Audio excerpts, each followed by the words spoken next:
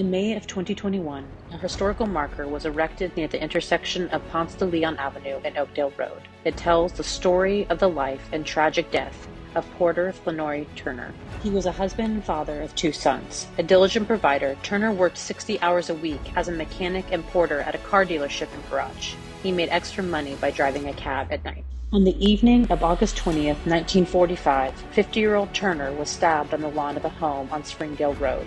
It would be June of 1946 before it was revealed that members of the Ku Klux Klan bragged about Turner's killing. No arrests were ever made in the lynching.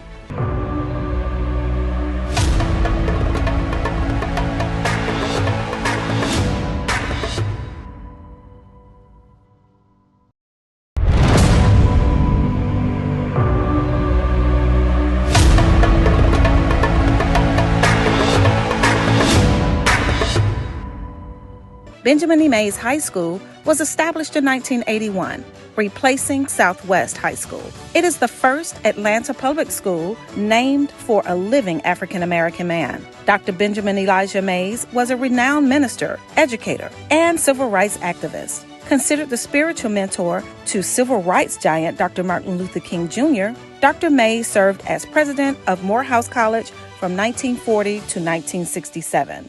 Known as an Academy of Math and Science, Benjamin Elijah Mays High School Educational would be recognized as a National School of Excellence in 1987, just 6 years after opening its doors. I'm a proud graduate of Benjamin Elijah Mays High School. As for other famed alumni, former Atlanta City Council member Caesar Mitchell, renowned artist Radcliffe Bailey, Grammy Award-winning rapper, singer, and producer CeeLo Green, and none other than Andre Dickens, the 61st mayor of the city of Atlanta.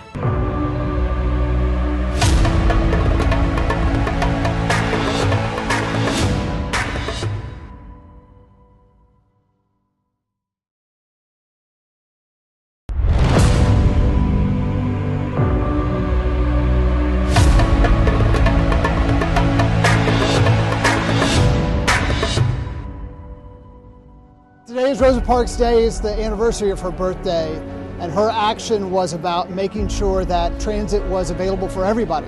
It was about desegregating buses so that everybody could ride. And so I think that it's a great reminder as Transit Equity Day that transit is really about access. It's about making sure that people can get to jobs, can get to work, can get to school. And so her legacy is one that's not only about desegregation, but it's also about economic access. There's this incredible 1950s bus behind me, similar to the one that Rosa Parks sat down and wouldn't move on. She was an inspiration that individual people can make a difference, that individual people as part of a whole can really change America. Public transit is really the backbone of making sure that our economy can grow. Whether it's bus or it's rail, it's really the way that we are able to move our lives. And so I think the vision for equity in transit is making sure transit's everywhere, making sure it's affordable, making sure that it goes to the places that we need it to go.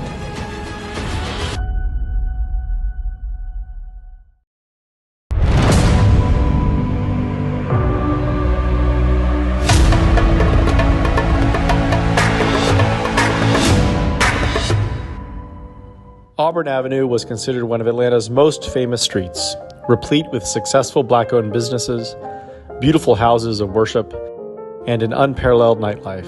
Sweet Auburn Historic District generated significant wealth prior to the Civil Rights Movement. A bustling thoroughfare, it was home to Atlanta Life Insurance Company and the nation's first successful Black newspaper, the Atlanta Daily World.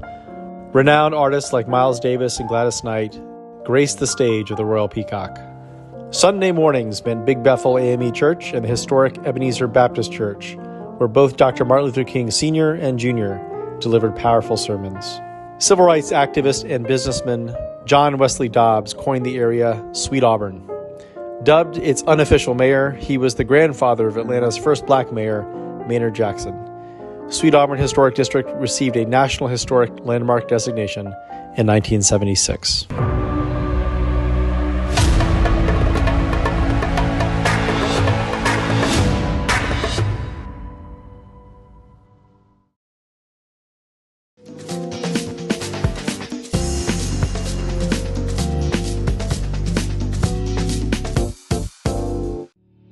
Today is Transit Equity Day. It's a day that's recognized across the country to recognize how important public transportation is to the lives of people in our communities, and that it's important to also support the people in our communities who rely on public transportation to get around. Today is also Rosa Parks' birthday, so this is a very important Transit Equity Day because of the inequities that were experienced on the public transportation systems in Montgomery, Alabama. It's a rainy day today. A lot of people who are trying to get to work are having to stand out in the rain waiting for a bus that might come 10 or 15 minutes later, may come a little early and might disrupt their whole day. We need to make sure that people can get around safely. Having relied on public transportation myself for several years, having given up my car and commuting all the way up to Forsyth County from right here in Mechanicsville, I've seen the daily realities of so many of my neighbors, of my constituents, and I want to make sure that I could take that history, that legacy, as an inspiration to make sure we get better policy for everyone across the city of Atlanta.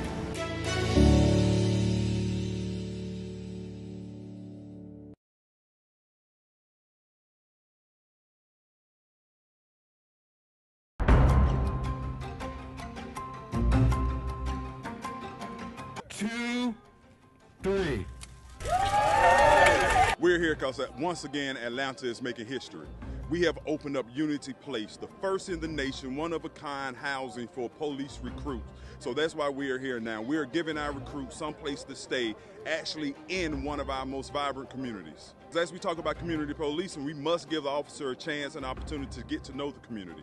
Once you're on call, once you're working, you really don't have that opportunity. But here now, at the beginning of their training, they have an opportunity to actually live amongst the neighbors, to actually live amongst the people that they will actually be protecting. So this is why it is very important. They're very excited about having the police officers in their neighborhood. First and foremost, it gives them a sense of security. And then once again, it also gives the neighborhood an opportunity to get to know the officer, because it goes both ways. The neighborhood has to know the officer as well as the officer knowing the neighborhoods. This is a catalyst with everything, even with America being pioneers. We have shown and proven that this can work and will work. So now it gives other people the possibility to actually go off and do something different. Don't stop with the police. Don't stop with the police. We have firemen, we have teachers, we have public safety workers, public workers. So let's start this and let this be the catalyst for us moving forward, doing other great things throughout the city such as this.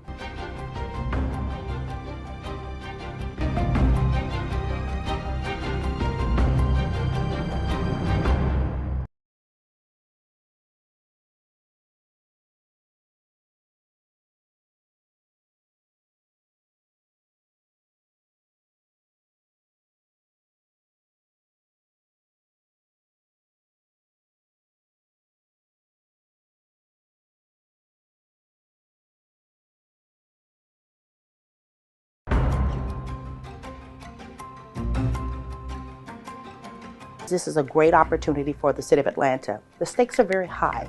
And today, for me, means the opportunity to immediately get to work on those things that are important to all of us. I am particularly excited about the fact that we have some existing members who previously served. Although I'm not new to the legislative process, I am new to City of Atlanta government. And so certainly I will be leaning on existing members for mentorship and guidance.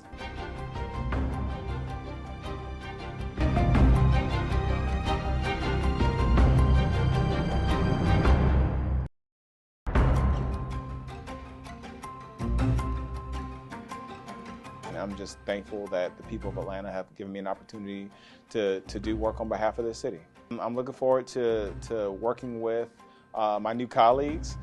Some of them have been friends of mine for a long time. Some of them are people who I've just met in the last few weeks, and I look forward to doing wonderful things on behalf of the city of Atlanta. I'm been an advocate and an organizer fighting for communities on one side of this kind of conversation, but I recognize that there are a lot of systems, a lot of processes, a lot of just knowledge that I have not been privy to, that I look forward to being able to learn about the histories, the ideas, just the stories that really have made the city what it is. And I look forward to learning from people who've been here for years or for decades in some cases. And I think it's important to help bridge the gap between the old and the new, the past and the future. We have to have positive relationships and even potentially friendships to move our city forward.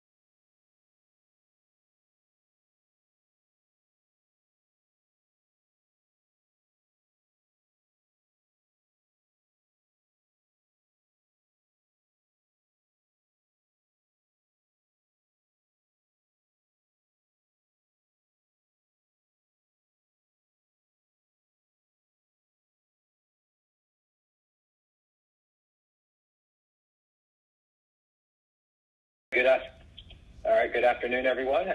Welcome to the February 16th, 2022 Finance Executive Committee meeting. I'm Alex Wan. I'm chair of the committee. I think we are ready to begin. With that, I'll go ahead and call the meeting to order. And Ms. Kempson Wright, if you will, by means of introduction of members, do the convening roll call, please. Good afternoon. Councilmember Howard Shook.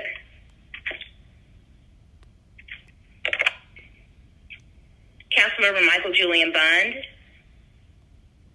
Councilmember Jason Dozier. Present. Councilmember Liliana Bakhtiari. Councilmember Keisha Sean Waite. Councilmember Jason Winston. Present. Councilmember Wan, at this time, per the roll call, we do not have a quorum, unless there are members that may have been muted if they would like to state that they're present. Now, I believe Councilmember Bakhtiari has joined us. Councilmember Waite is present. Did you miss Shook? Yes, Mr. Shook, I did not hear you say present, but thank you. I do have you now. We do have a quorum present. Ms. Kingston, you have me. This is Councilmember Bakhtiari. Did you get my?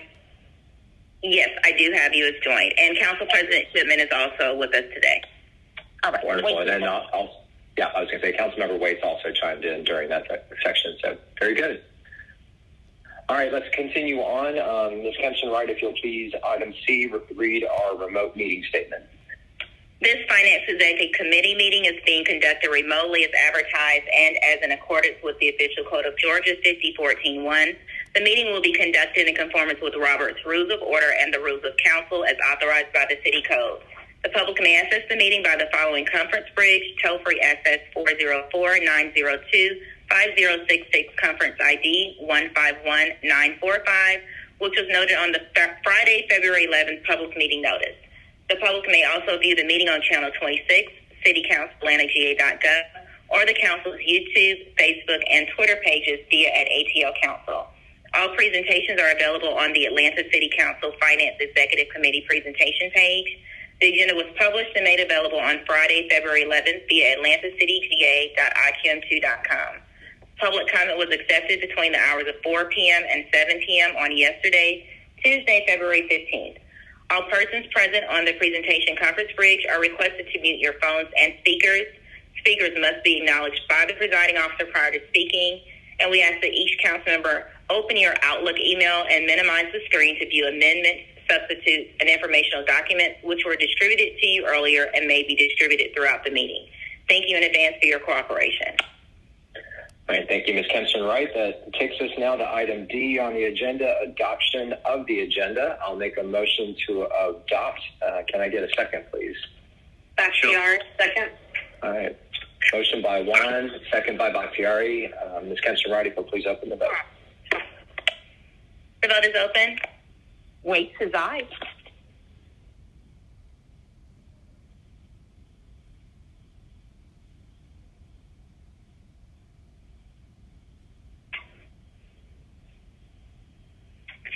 Will everyone please vote?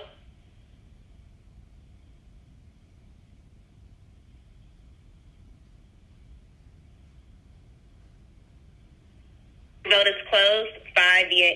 6 yeas, 0 nays. The agenda has been adopted. Thank you. The next item is item E, approval of the minutes. Hopefully everyone has had a chance to read those. I will put forward a motion to approve. Can I get a second, please? Second by Waite. Motion by Wan, second by Waite. Ms. Kempson Wright, please open that vote. The vote is open.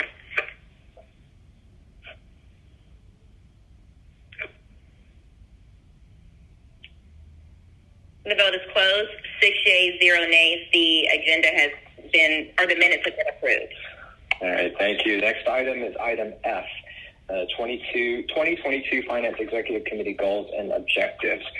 Colleagues, in the packet today, Ms. Kempson Wright included a draft of this that compiled feedback that we received from members of the committee as well as other council members. Hopefully everyone has had a chance to take a look at those. Is there any further discussion, comments or additions, subtractions, amendments, edits to what has been presented? All right.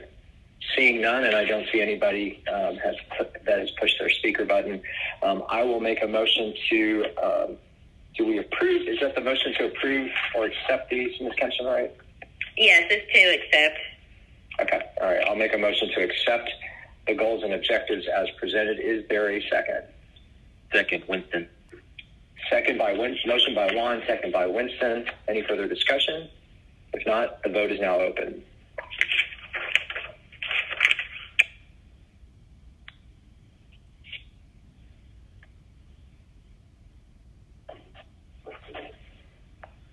Wait, is aye?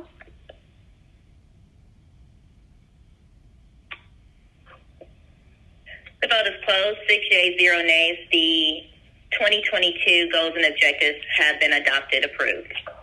All right, thank you, colleagues. And Ms. Kempson-Wright, I'll ask you to help me remember, about 5 months into the year, kind of midway point, let's pull these back up and just take a quick glance at them, make sure we are either on track or any adjustments we need to make mid-year. Okay, next item is public comment. We have 2 comments lasting 4 minutes and 14 seconds. Ms. Kempson-Wright, if you will, go ahead and roll the tape on those, please. One moment. I am Brother Anthony Muhammad, a soul for spiritual being. I call on this Finance Executive Committee, and I ask you members to hear my words. Ever since Ms. Franklin tenure as a mayor, ever since Mr. Reed tenure as a mayor, ever since Ms.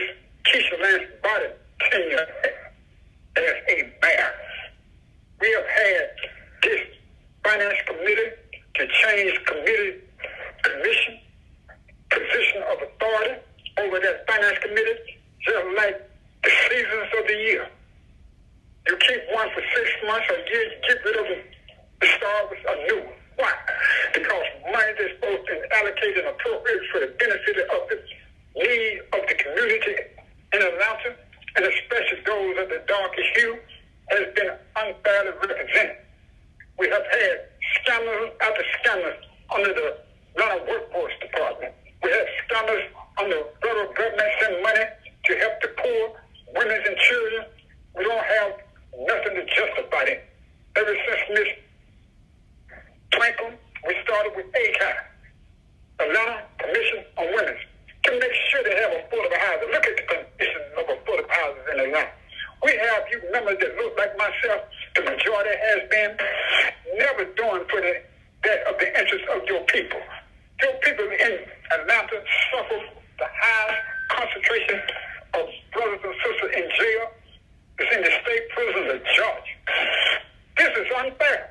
So I ask you, Caucasian, you who have a good heart, you who have spoke out for the benefit and marches with your action, spoke out for the benefit of right doing towards the darker people, I thank you. I applaud you.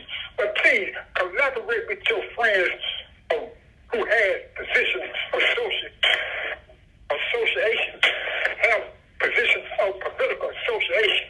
Because ever since 1829, Andrew Jackson, the founding father of the Democrat Party, didn't have no love for the darker man then in 1829. And still today you got Joe Manchin don't have no love for the poor, Caucasian, or the dark people. And he represents the Democrat Party. So I'm asking you all to influence these darker ones to do right. Be transparent. Help us in the Finance Committee to use the resources and allocate them in the prioritization that it has been said it was going to be done. I am Brother Anthony Muhammad. I'm just tired of the Finance Committee not doing the work for the benefit of the constituents who are the majority, look like myself. May I make sure I go tell Assalamu alaikum, Brother Anthony Muhammad. Greetings, many members and staff. A special greeting to you citizens who are tuned to this Finance and Executive Committee meeting. Ben Albert, Senior Advocate, Public Policy Analyst. Citizens of Atlanta, consider this a public service announcement. A number of openings are available are City of Atlanta boards and commissions. Many of these boards and commissions entail some aspect of finance.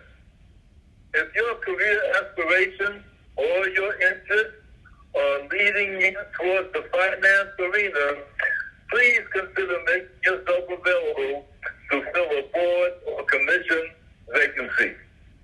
To get involved, call the Atlanta Planning Advisory Board, APAB, at 404-827-8011. That's 404-827-8011.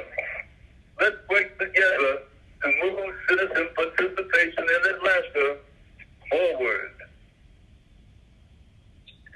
All right, I believe that concludes our comments from the public. That takes us now to item H, presentation, status reports, and updates.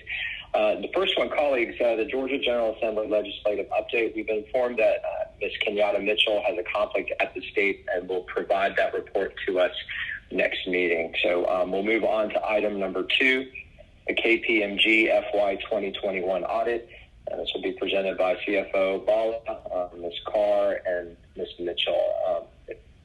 Kenshin-Wright, if you can make sure they're unmuted and able to present their report. Yes. Good afternoon, council members. This is Mohammed Bala, Chief Financial Officer, City of Atlanta. And today we'll be presenting the fiscal year 21 audited financials as required by Code of Ordinance. Controller Carr will give the financial update from the Department of Finance, and followed by Karen Mitchell, who will give KPMG's audit report. But before we get into the report, I do want to just take this time to thank KPMG for their 10-year engagement with the city. We have come a long way with their help and oversight, and the diligence that they've put into this engagement over the last 10 years has really brought the city a long way. Unfortunately, they can't continue the engagement, but I think we're in a much better space than we were 10 years ago. Having said that, I'll turn it over to Controller Carr now, who will go over the audit financials portion of the presentation.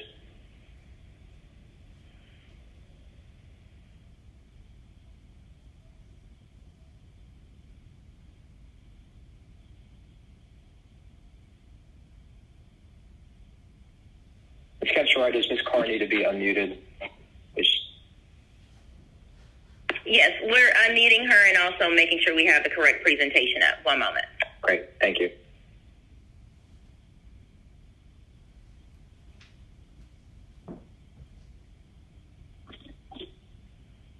Good afternoon, council members. This is Yolanda Carr. Can you hear me?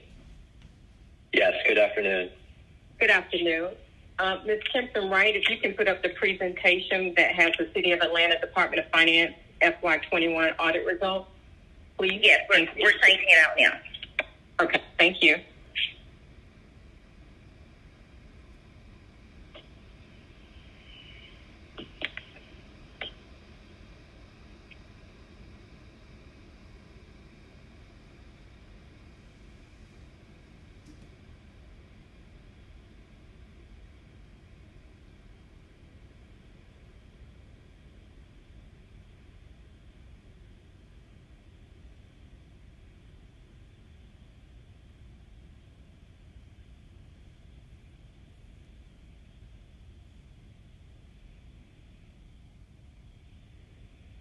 Ms. Carr, as we're waiting for that to come up, is there anything narrative-wise that you can go ahead and start in the interim, please? Okay, sure. I'll go ahead and get started. Thank you. So I want to talk about the audit reports that we actually prepare in the City of Atlanta. We have the annual comprehensive financial report, which is central. We have the report for aviation, watershed. We also have the 3 pension plans. We have the general employee pension plan, fire, police, and we also have a few ancillary reports such as car rental, hotel, motel, Mo's Lost, Peace Loss, and E911. The final report that we do have and we're working on right now is a single audit. So I can move on to the next slide, Chairman Juan, or would you like for me to wait for the presentation to come up? Actually, the presentation is up now, so you can go ahead and proceed. Okay, thank you. I appreciate it. So on the next slide, we want to talk about the revenues for the city. We have $2.5 billion in revenue. 25% of that is for water and wastewater, which is Department of Watershed. We also have 25%, which is for aviation. And this is where we have our passenger facility charges, our parking fees, in addition to other revenues related to aviation. We also have solid waste, which is 3% of the total $2.5 billion in revenues. And we also have 46%, which is the overall general government, which accounts for the general fund, grant funds, CAD, T-SPLOST, and E911, just to name a few. So I'll move on to the next slide. This slide is just really high level. We wanted to talk about the change in fund balance.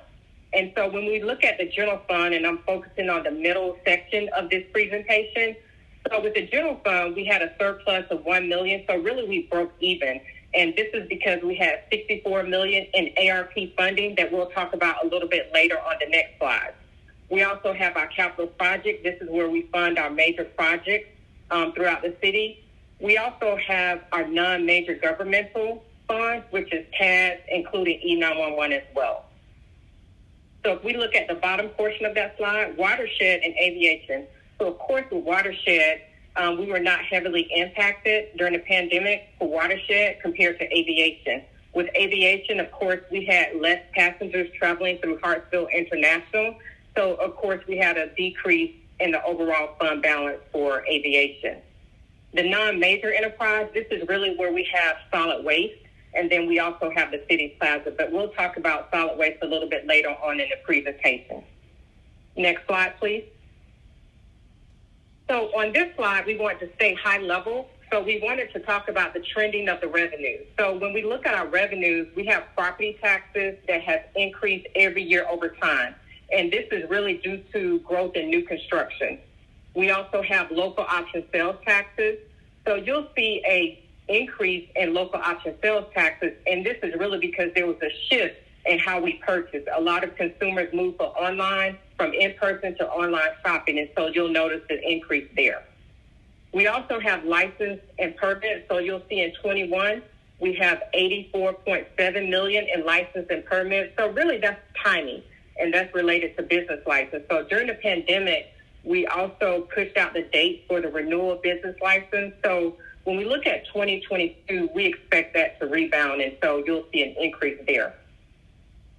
We also have fines and forfeitures, so you'll see a decrease there. So we have $10.6 million for 21, and that's really because we had the closure of the courts, suspension of parking enforcement, and just less individuals on the road due to a lot of individuals working remotely and teleworking.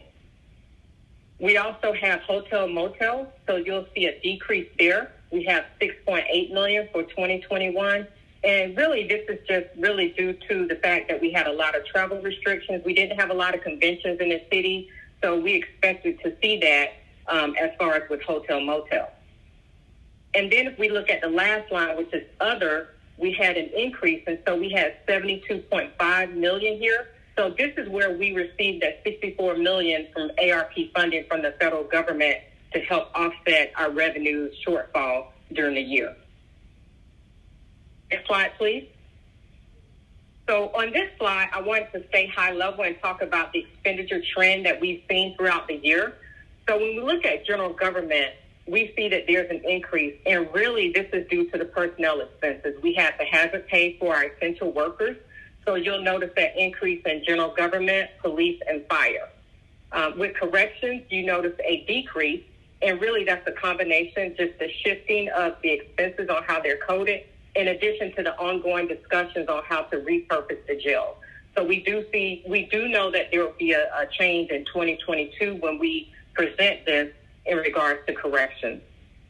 I'll take ADOT and Public Works together. ADOT, which is the Atlanta Department of Transportation.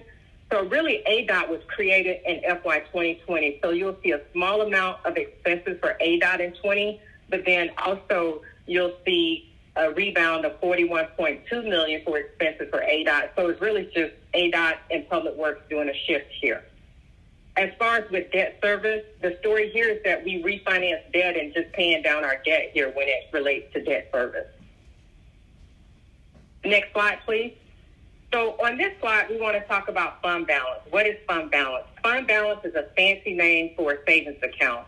So in FY21, we had $187 million for fund balance, which is a change of $1 million for last year. And so when we look at our fund balance, our policy is to have 15 to 25% of fund balance on hand. Anytime we get above that 20% mark, we can utilize fund balance for one-time purchases and then also to help reduce deficit funds. But when we look at FY21, we're really in a good position related to fund balance. Of course, we're in FY22 right now, and so we're looking at fund balance. And of course, CFO Bala will keep everyone updated as we move throughout FY22 as it relates to fund balance. This slide, I want to talk about solid waste on the next slide. This is our cash deficit fund. So when we look at the cash deficit fund, we know that with solid waste, they had $29.6 million as far as the cash deficit at the end of the year. They had a slight profit, but we know that we have to figure out how to right-size this fund, but it's to paint that picture regarding solid waste. Next slide, please. This is our last slide where we're talking about pension and other post-employment benefits. So when we look at the very top of the slide, we look at the actuary determined contribution. We have $49 million for general employees, firefighters $25 million, and then police officers $36 million. This is the amount that we contribute for FY21. And then if we look at the bottom of the slide, this is our pension liability. We have $1.3 billion in liability for pension. We're funded at 69% for general employees, although that may change for next year because, of course, the market has, rebounded much better when we look at the numbers for the percentage funding. Firefighters were funded at 72%, police officers 75%. And then when we look on the right-hand side, this is our OPEB liability. OPEB stands for Other Post-Employment Benefits. This is really where we have our retired employees, where we pay the medical insurance as well as vision as well as dental. So we have $889 million for the liability for OPEB, and it's broken down by general government, airport, watershed, and other non-major enterprise, which is mainly solid waste. Next slide, please. So now I'll pause here. I'll turn it back over to CFO Bala to answer any questions, and I'm also here to answer any questions that you may have before we move on to KPMG. All right, colleagues, if you have a question, please hit your speaker button.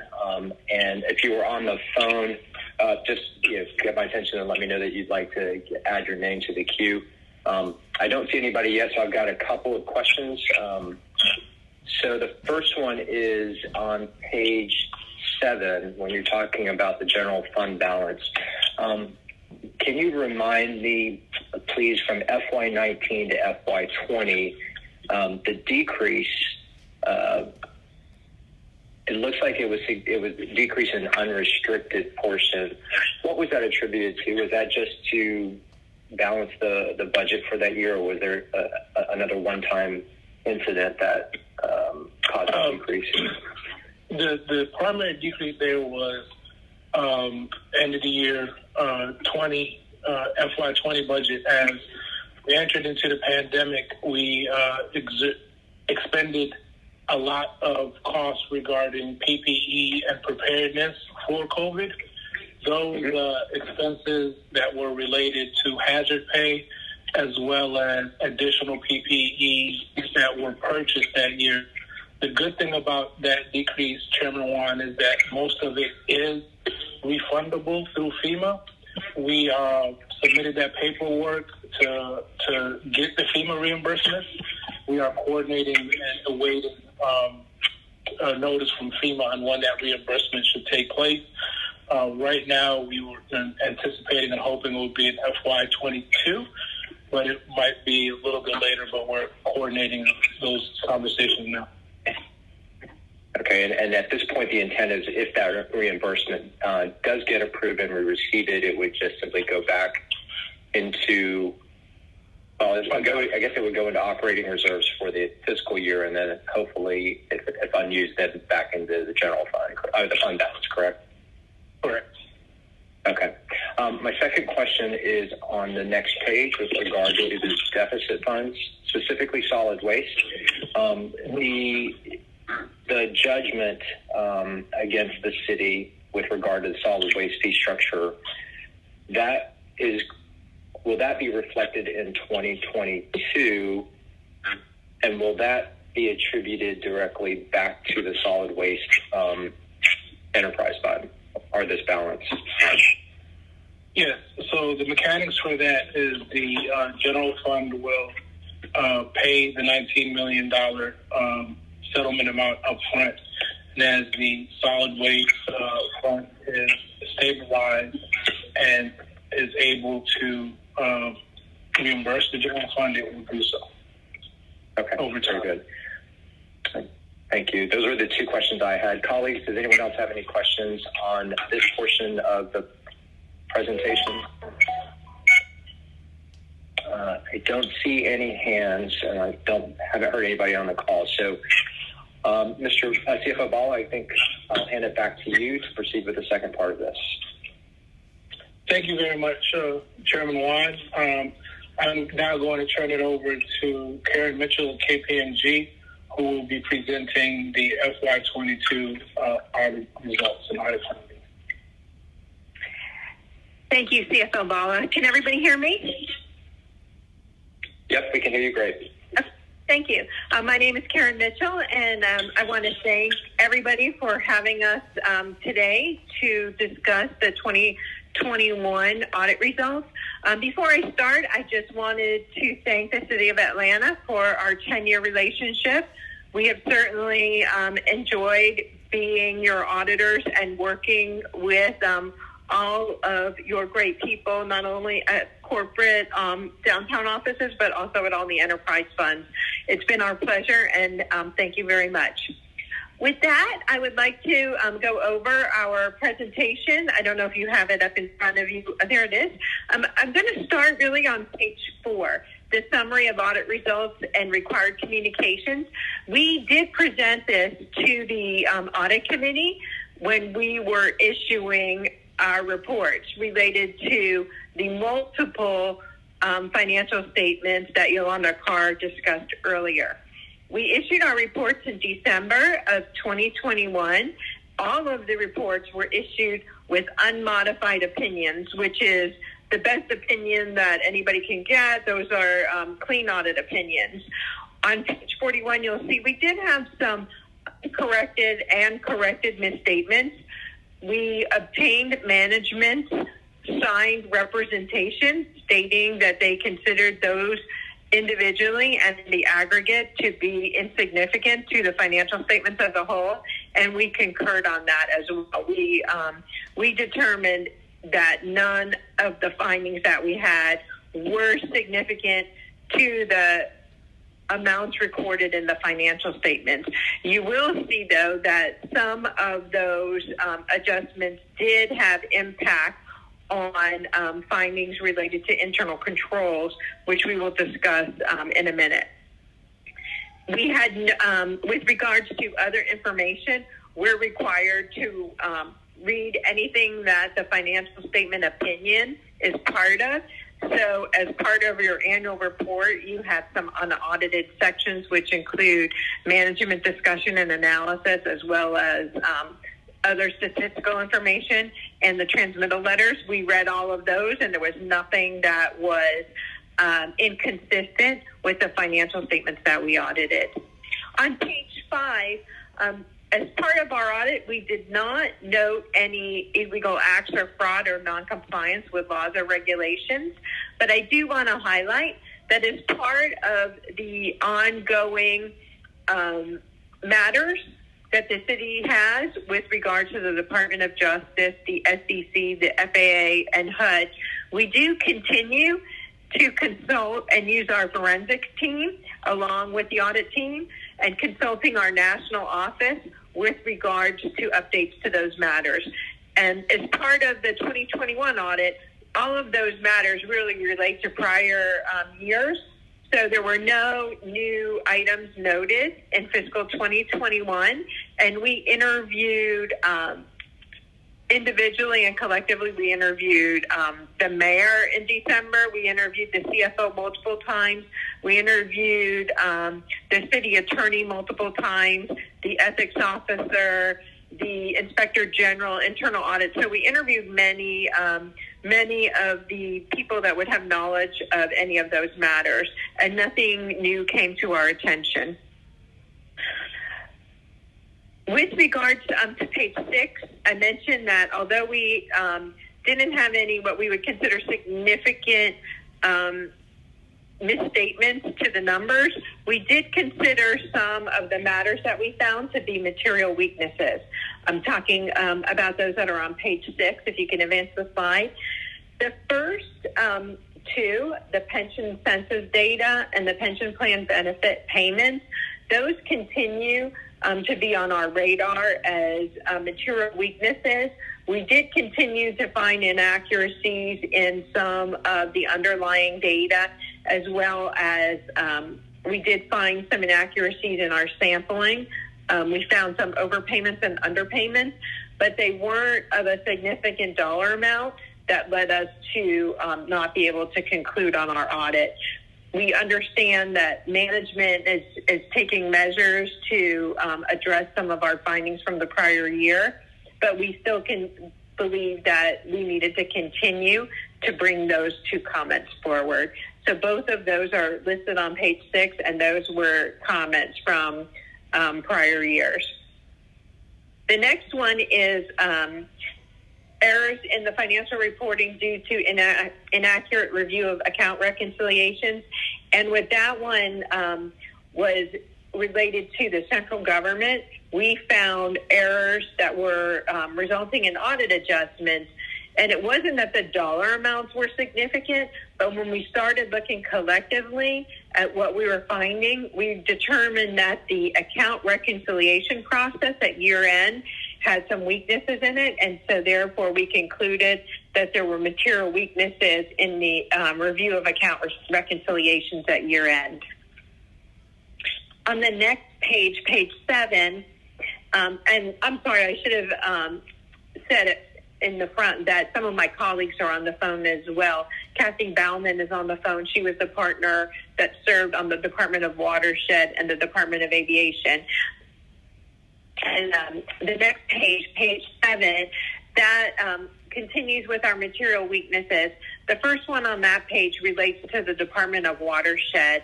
There were, again, errors similar to what we found in the central government, that undetected errors were noted in the financial statements that resulted in audit adjustments. And again, those were related to year-end accrual processes, and that primarily related to accounts payable and CIP, as well as certain expenditures.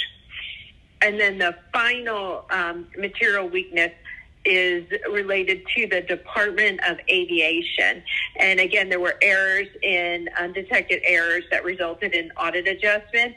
And in particular, there was an error in capitalized interest with regards to the Department of Aviation that management and the auditors had to work with and through in order to make sure that that calculation was appropriate, and that led to an audit difference at the end of the year. That was recorded by management. Going on to page 8 and onward, we have certain accounting estimates. I'm not going to go into the details of them unless somebody wants to ask me a question. But some of the significant accounting estimates that we have is, of course, net pension liability and the deferred inflows and outflows of resources. We use your actuarial reports to test the amounts that are recorded. In addition, we also utilize a KPMG reviewing actuary to assist us with regards to the reasonableness of those assumptions. In addition, we we also test the underlying census data, and we found that those estimates were reasonable. Similar to the OPEB liability, we do the same thing. We utilize and I'm on page 9 now, we utilize our actuarial resource to review your actuarial analysis and ensure that the inputs, including all of the assumptions, are reasonable. And we, again, test the underlying census data that management provides to your actuaries. The general claims payable on page 10, again, it's an estimate that we considered to be significant made by management. We test the underlying data primarily through conversations with the city attorney's office, as well as through our confirmation process with outside legal counsel and the city attorney's office to ensure that claims listing that management accrues is complete and accurate. And similar to page 11 with workers' compensation, we test the inputs of the logs, and we also look at the different assumptions that go into management's estimate of workers' compensation. We did not have audit adjustments in any of those areas. Our final estimate is investments that are at net asset value that are what we would determine as hard to value assets. The pension plans primarily have some of these, and what we do is we utilize our specialists, our valuation specialists, to help the audit team with doing a look back on those investments. Because you're a June 30th year end, a lot of those underlying investments that are hard to value typically have year ends of 12/31, so the audited year ends don't match the city's year ends or the pension plan's year ends. And so we do some analysis looking at backdating and back pricing on those investments to ensure that the June 30th year-end valuation is reasonable. And again, we had no findings in that area. On page 13 just summarizes what I said. On page 14 is the other significant matter, which is management override of controls, which as auditors, we not only define as significant, but we also define it as a significant fraud risk. That's really not unique to it's not unique to the city of Atlanta. We typically assign management override of controls as a fraud risk on all of our clients because management is in a unique position to override controls. We primarily performed a substantive audit. We looked at journal entries, and we also looked at, as we were testing in our procedures, we determined that we would be using an element of unpredictability. So management didn't have, and there was no pattern where management could see we only select items over X dollars or anything like that. We used an element of unpredictability so that we can ensure that our test work was representative and that we did not have any findings with regard to management override of controls. The rest of the pages are just more informational, but those were our required audit communications. I'm happy to answer any questions, or if you have something specific to aviation or watershed, I think Kathy's on the line as well. Thank you, Ms. Mitchell. Colleagues, I don't see anyone in the speaker's queue. Does anyone have any questions? If not, I do have one, just a clarification. You said on slides 6 and 7, anytime I see the term material weakness, it obviously catches my eye, but I think what I heard you say was that it shouldn't be of concern because as y'all looked at it and measured kind of the dollar impact, you determined it was not significant. Is that correct? No. So it wasn't the errors. You have to kind of peel it back a little bit. So there's two things. The errors that we found were not significant to the financial statements taken as a whole. However, the types the underlying root causes were significant to the internal controls. So these were determined to be material weaknesses in internal controls. So the reconciliation process on page 6 that we described, the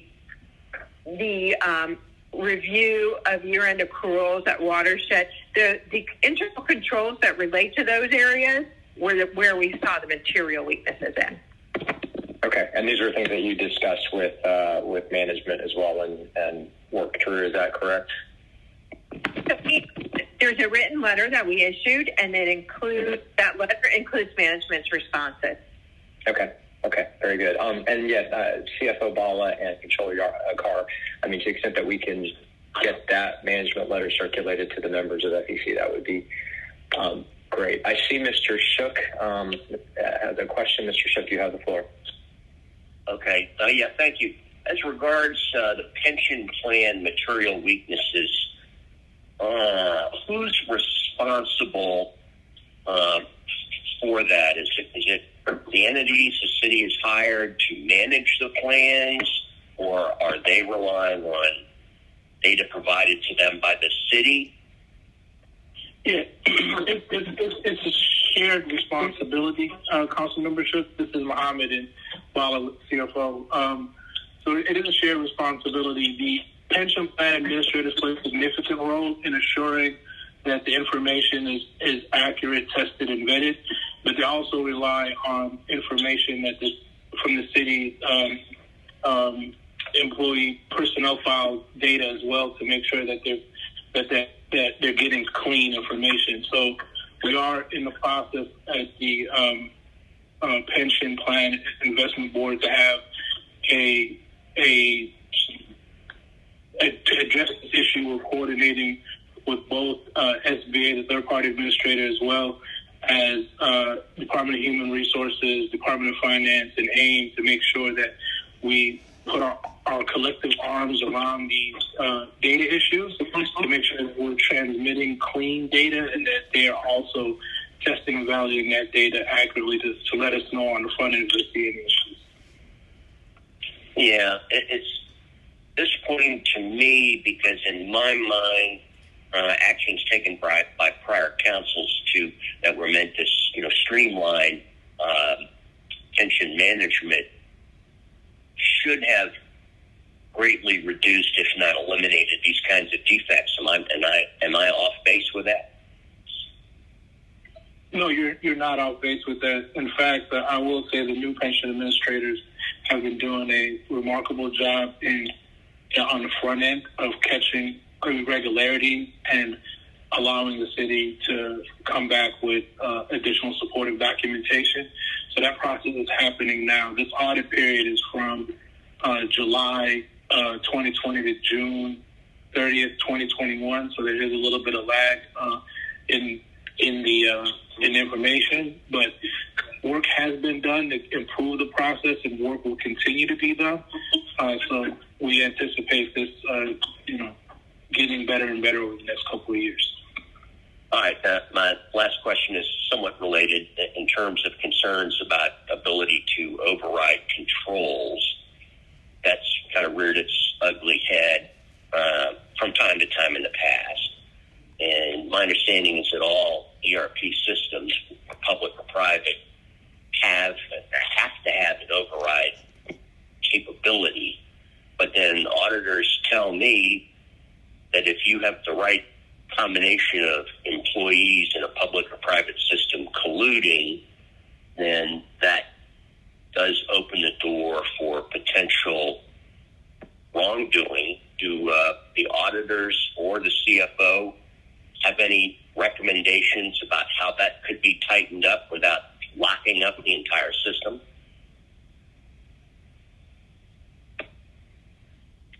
I'll answer. Go ahead. Yes. I was just going to say you're absolutely right. I mean, regardless of what your ERP system is, human behavior can typically find its way to override controls if there's collusion. So what I would say is, again, making sure that some of these things that we've seen, if you look at some of the material weaknesses, review of account reconciliations, accrual processes, particularly the account reconciliations, those are critical in making sure that there's nothing that is strange that you would end up finding in a reconciliation if it wasn't performed timely. That could help identify odd behavior. Even though, like I said, we have material weaknesses, we did not find any instances of management override. But again, it's human behavior. I don't know, CFO Bala, if you want to add to. Yeah, no, I agree. I mean, we didn't see any instances of management overrides being a problem, but that does not indicate that we should keep an eye and diligence on overrides and the ability to override within the enterprise systems. Having notifications and other points of contact where information of overrides can be shared and allowed to be assessed by people outside the organization will also help kind of deter some of those inclinations to want to collude or work together in a team to do something inappropriate.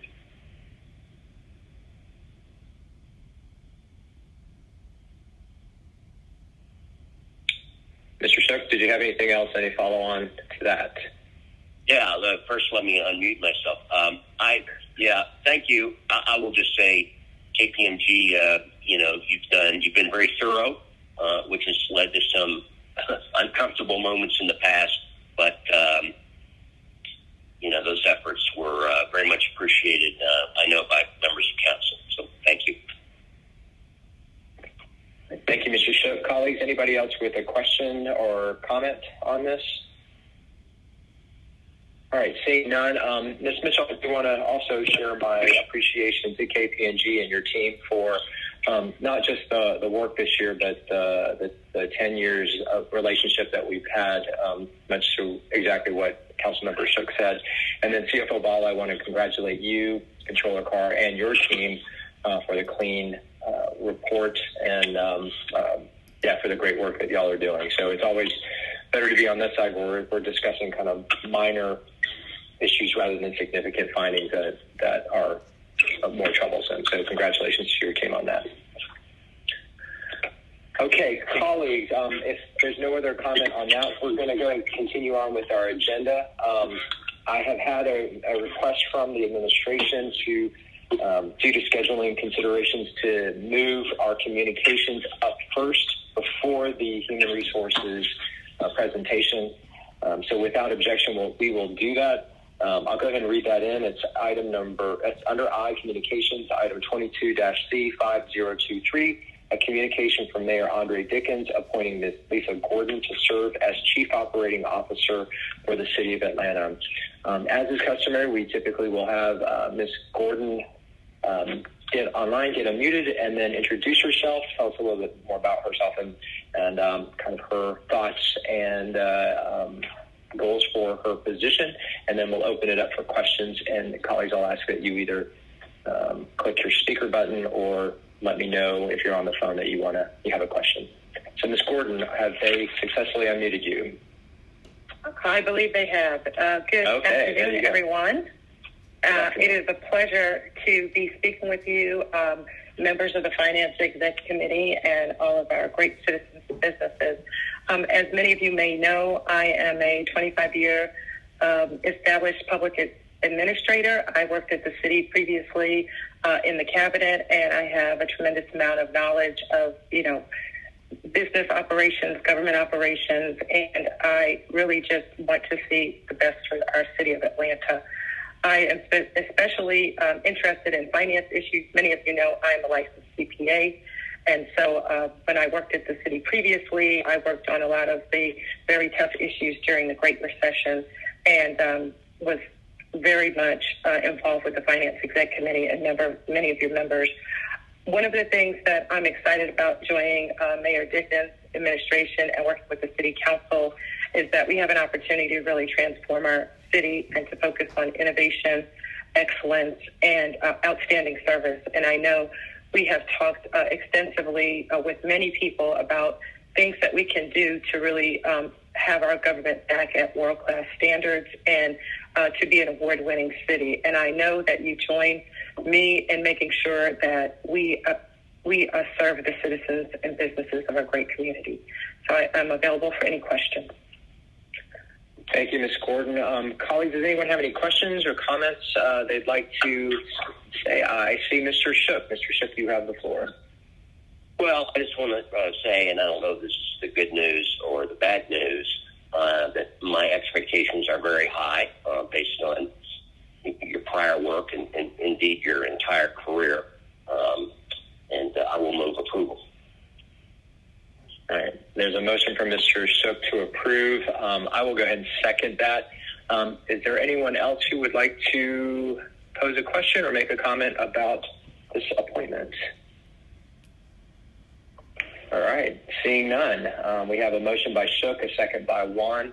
Let's go ahead and open the vote, please. The vote is open. Waits is aye.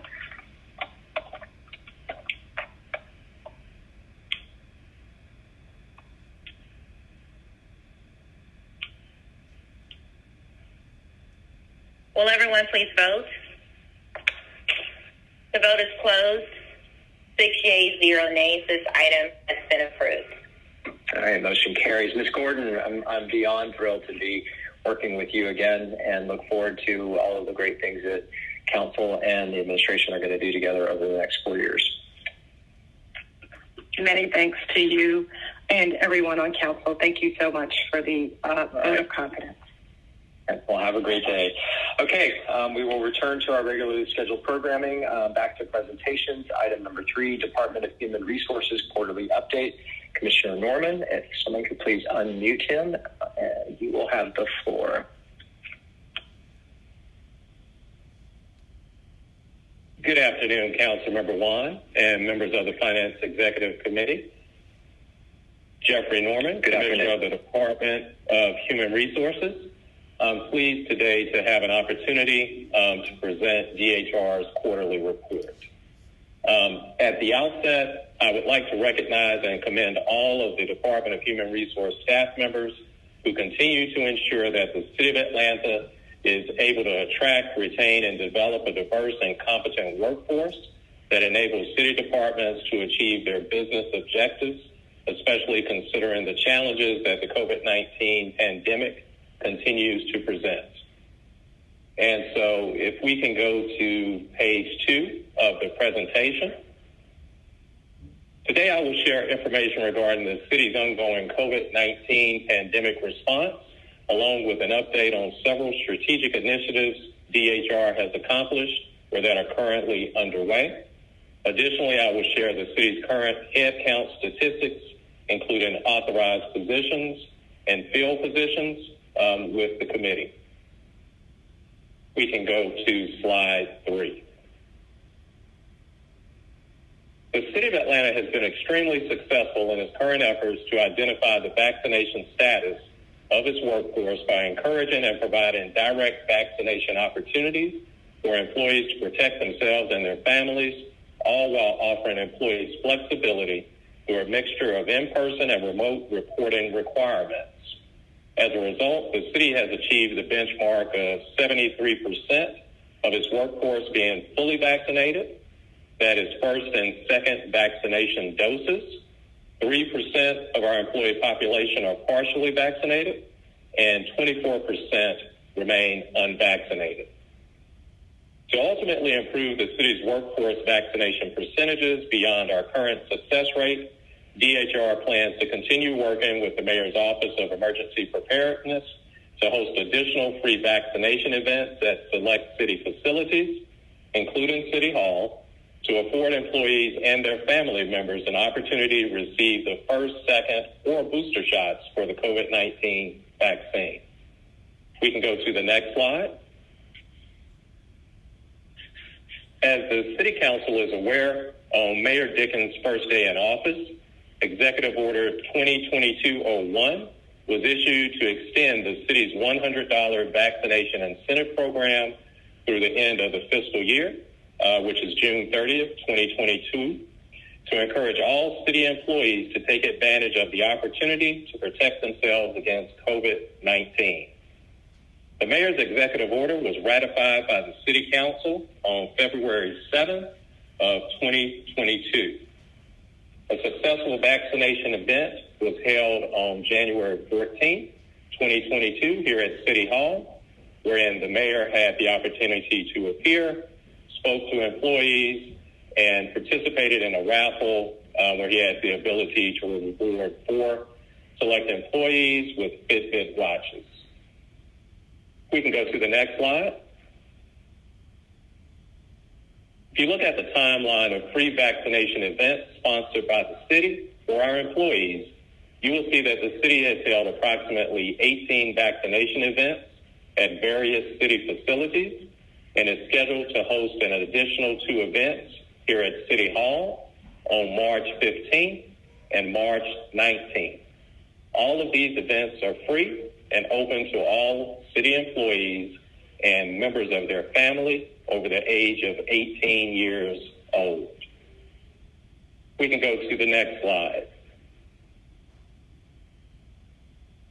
As the world, including our employees, continue to deal with the impacts of everyday life, the City of Atlanta continues to utilize our psychological services employee assistance program to provide crisis management, consultation, confidential counseling service, and wellness programming citywide.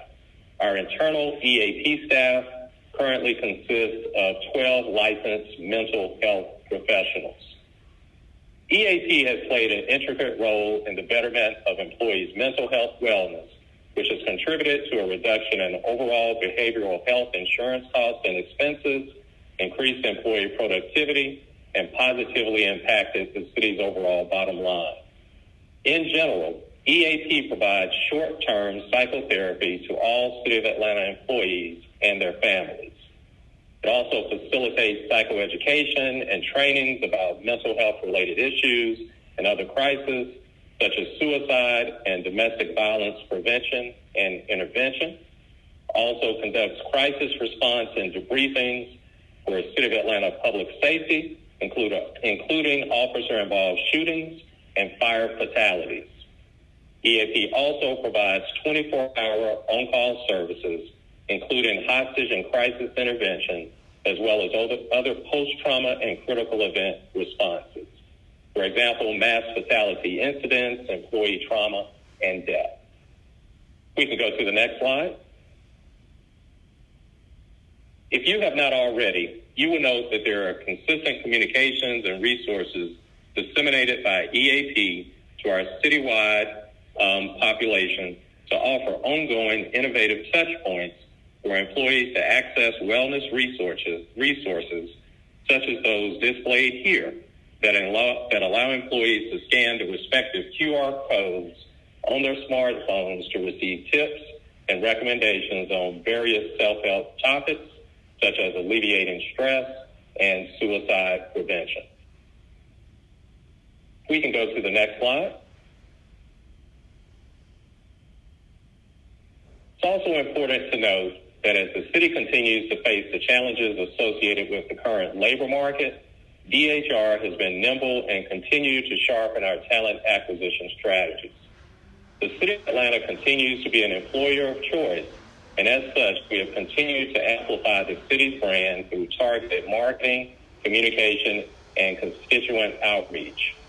In addition to building internal process efficiencies, DHR has also focused a significant amount of energy on ensuring our talent acquisition staff expands and identifies readily available talent pipelines to identify quality and qualified candidates. We can go to the next slide.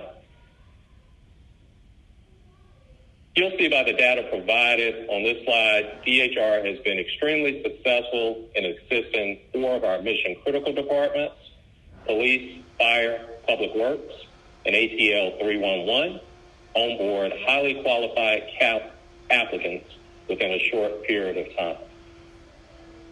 We can go to the next slide.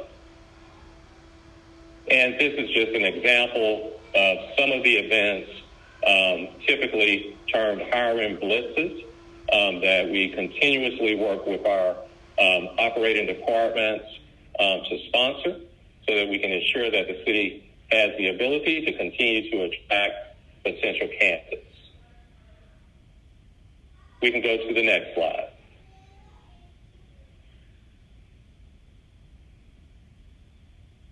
So I've fielded a couple of questions regarding premium pay, so I thought today would be a good opportunity to provide an overview of the city's current premium pay program. Premium pay program was approved to provide temporary premium pay through the end of this fiscal year, which is June 30th of 2022, to City of Atlanta critical infrastructure employees within the Department of Public Works, Department of Transportation, the Department of Parks and Recreation, the Department of Enterprise Management, and the Department of Corrections. All of these individuals perform essential in-person frontline services. They've been designated as such by the Chief Operating Officer during the COVID-19 public health emergency and as defined under the American Rescue Plan Act. In determining the eligibility of these employee groups, the city considered, one, the current rate of pay and administration of recent compensation treatment for those groups. Two, the availability of additional active incentive opportunities. And third, staffing challenges directly impacting critical service delivery needs. The premium pay program provides $3.12 per hour, which equates to approximately $500 per month, to an eligible employee's regular rate of wages. We can go to the next slide. In August of 2021, the city successfully launched this learning management system to ensure that members of our workforce are able to easily and efficiently leverage the Oracle system to complete self-paced and city-mandated compliance training modules. To date, DHR has successfully offered active shooter training, sexual harassment training, cybersecurity training, ATL GBTQ training, telework training, and ethics training. We can go to the next slide. Also wanted to make you aware that upcoming within our Oracle Learn platform, new employees will continue to participate in new employee training. We also are scheduled to release new modules for open records training, as well as I Speak Atlanta training. These will be released in the very near future, so we will be sending out citywide communications that will identify completion dates for those new modules. We can go to the next slide. Also just wanted to make available for the committee's awareness that there are a couple of notable and upcoming procurements that will be coming out of DHR. The first is for health center management. That is management for our external vendors for our wellness center across the street. We'll also be seeking to have renewals for our career builder job board services, employee healthcare benefits. That will be the RFP for our calendar year 23 health insurance plans. And we will also be moving forward with a citywide compensation study where we will have a third party evaluate all of our citywide positions so that we can ensure that we are competitive within the current market, and we also can ensure that we have parity within the organization. We can go to the next slide. And so on this slide, you will see the city's current headcount. And so as you see on that slide, the city is currently at 8,160 employees. You will kind of see here some of the larger departments that are represented on the graph and the percentage of the total population that they represent. You will notice that this head count not only includes our general fund employee population, but our enterprise as well as our trust and grant funded positions. We go to the next slide. That slide will allow you to see the breakdown of our current head count, and you will see within the two columns provided there the authorized FTE that were approved as part of the authorized FY22 budget, and you will see the current state of those field positions. I will note that active employee head count, includes all of our active employees. That was inclusive of full-time, part-time, seasonal, and extra help. It does not include any contractors or retirees. And so with that, Councilmember One and members of the committee, that will complete our Department of Human Resources quarterly update, and I'm available for any questions. Thank you, Commissioner. Colleagues, if anyone has any questions for the Commissioner, please push your speaker button on in the boardroom, or let me know by voice that you want it. In the meantime, I do have a question for you. I appreciate the information that you provided regarding the hazard pay, and I believe some of my colleagues may be asking about that. You and I had also discussed some snafus potentially with fire in terms of some holiday paid booking because of their daily schedules and all that, and potential just entry challenges. Do you have any feedback on that or updates with that? Thank you, Councilmember One. Yes, you will start to see citywide communications that will be referencing the city's transition from our Chronos timekeeping module to the Oracle time and labor platform. And so that is one of those issues that was identified as we worked with timekeepers within the fire department.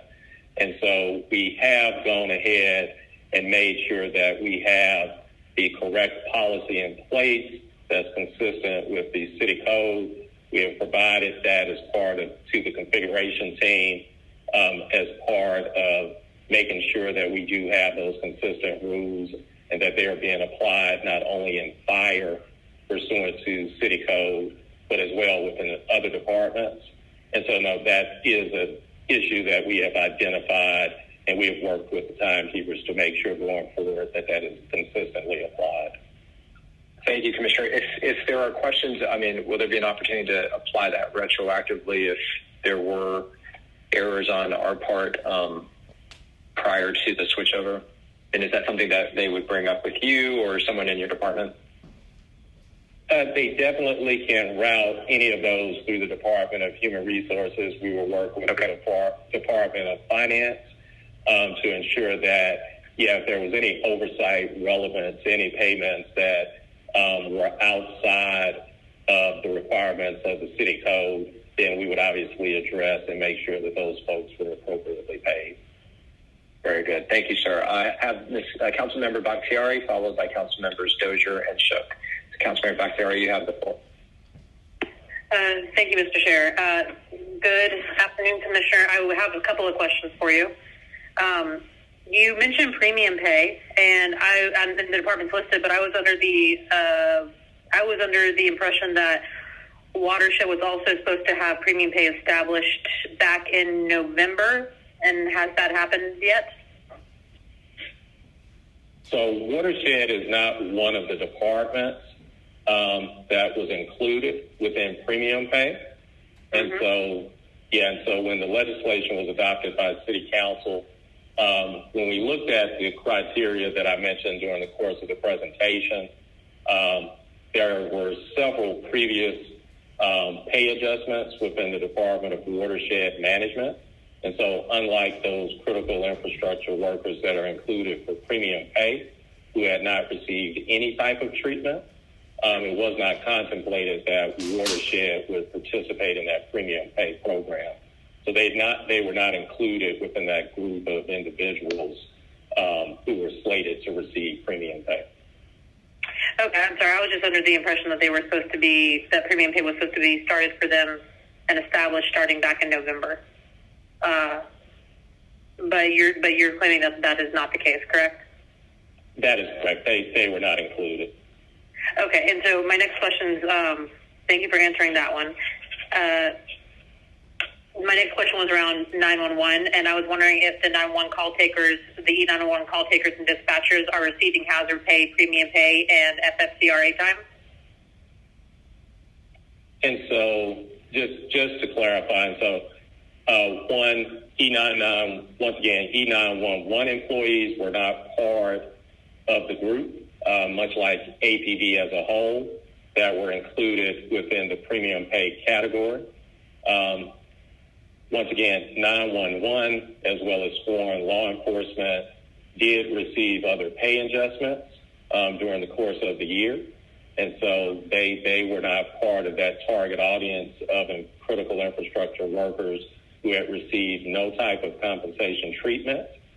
The hazard pay program that was initially instituted at the City of Atlanta, which had two components. The first component was a financial incentive that was paid to employees. That program was terminated. And I believe the date for termination of the financial component of the hazard pay program was June 30th of 2021. The second component of that was the ability to accrue hazard pay compensatory time. And that component of the program was terminated on, I believe, September 30th of 2020. So the hazard pay program that ran through June 30th of 2021 is no longer in force at the city. But those individuals, because hazard pay compensatory time did not have an expiration date, those accrued hours are still available for those employees to utilize. And 911 would have been, at that time, part of the identified mission critical group. And so they would have received those payments and those accruals during the actual live portion of the hazard pay program. But both of those programs have been terminated at this point. And you said, and what did you say about the FFCRA program? I'm sorry, the FFCRA time? And so that, I'm assuming you're referring to the hazard pay compensatory time? The Family First Coronavirus Response Act, yeah. Yeah, because when you truly talk about the FFRCA, much like the sworn law enforcement folks, 911 folks were not part of the eligible group under the FFRCA. We had only a very small community of individuals within the city who actually would have been eligible for participation in that program. Okay. People sometimes refer to what we mistakenly refer to the hazard pay comp time as FFRCA time, but those are different things. Okay. Well, I'm also curious, can council legislate the $1,000 to public safety employees in advance that Governor Kemp approved from last year and be reimbursed by the state once the funds are released? So the state of Georgia grant, I believe in the latter part, I believe it was September of last year, Governor Kemp did announce that, I believe it was through the American Rescue Plan, that the state of Georgia was going to provide a pay supplement of $1,000 for law enforcement officials and first responders. And I believe that the city, through the Department of Finance, has applied for those grant funds. I'll have to defer to the CFO as to whether or not those funds have been received to date. We are aware of those populations that would be eligible and were eligible to receive those funds based on their operational capacity back in August of 2021. And that group did include, pursuant to the grant requirements within the state of Georgia, 911 communications officers or dispatchers who are post-certified. And I know that we have validated that of E911 staff. I believe there are 113 members who are, in fact, post-certified. And so that is information we shared with finance, but I'll have to defer to the CFO as to whether or not he has an update on the status of those grant funds. Okay. So basically, we are able to legislate compensation and incentives. I just need to follow up with the CFO. Well, the grant application was already tendered. I know on behalf of the city. But I'd have to let the CFO speak to, whether or not any of those resources have been received at this point. Understood. Okay. And my other question is, what departments fall under the purview of the DHR deputy commissioners? And so, for all operational departments, we currently have 2 deputy commissioners. And so we basically have an even split of all operational departments under those 2 deputies. And so you're saying all departments are just evenly split between the 2 deputy commissioners currently in place? And I just want to make sure I understand your question. Are you trying to figure out which departments, which deputies cover? Correct. Okay. Let me just make sure I get the correct breakdown, because we will have and it's a long list. It may be probably easier to send it offline, because it will break down. If you wouldn't mind sending offline a list of departments under each deputy, that would be extremely helpful. And if you can also provide me with a list of the HR personnel that provide support to the various departments, I would also appreciate that as well. Okay. Yeah, what I'll do is I can forward you our organizational chart, because it will have all that information on it. Okay. And then I do have another question that has also come before me recently, and I was wondering if there is a requirement of the city to provide lactating rooms for mothers who have to lactate during work hours, and if so, is there legislation on this for all of our departments, and are all of our departments in compliance? If not, who can I speak to about getting that done? So there is a lactation policy here at the City of Atlanta. Obviously, that is consistent with the requirements under federal law for provision of those types of accommodations. Yep. And so, that is something that is governed currently under federal law, and we do have a lactation policy in place. Obviously, if there are concerns about that, feel free to send those my way, and I can make sure that whatever the respective department is that we look into those issues and then work with departments to make sure that they are enforcing and providing those types of accommodations for any employees who need that level of accommodation.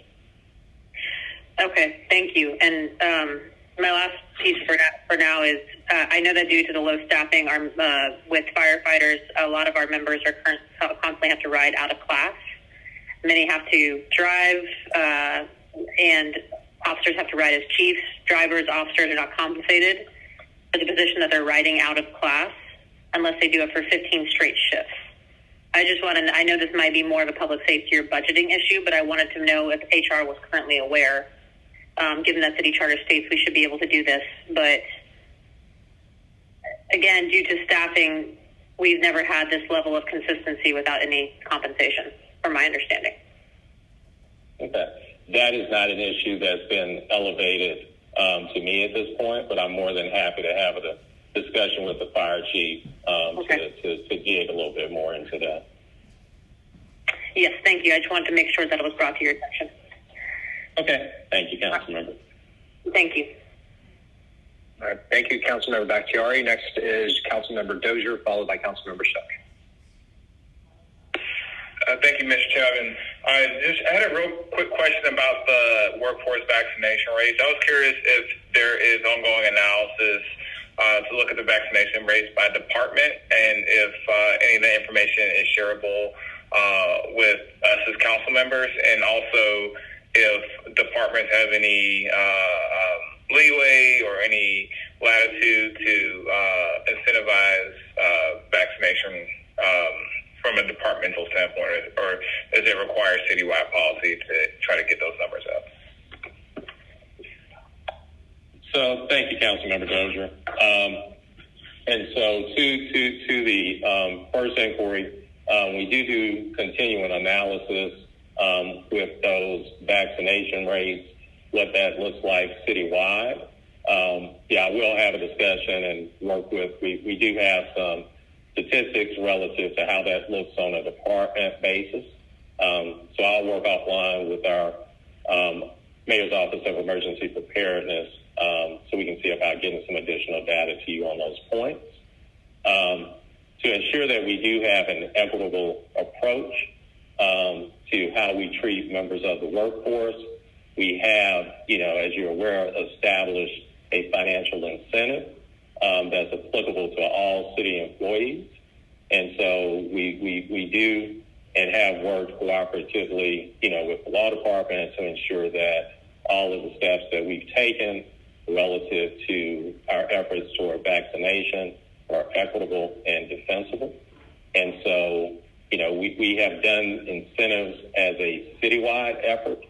And so while there are still things that are done from a communication perspective and things that may not include actual payment of incentive at the department level, as far as the incentive, that is something we continue to focus on from a citywide perspective, as is represented in the recent ratified legislation. Thank you so much. Mr. Chair, that concludes my question. All right. Thank you, Councilmember Dozier. Councilmember Shook, you're on deck. Okay, thank you. Now, some years back, there were suggestions made that there were some female employees being paid less than male employees for like activity. Are you satisfied that to the extent that it exists, it's been cleaned up? I think we do have some statistics that we do recently take a look at relative to, gender equity. And so, I think we do clearly have greater confidence that as we look at, equitable distribution of pay, that it does not, there are no disturbing trends that we have seen relative to gender.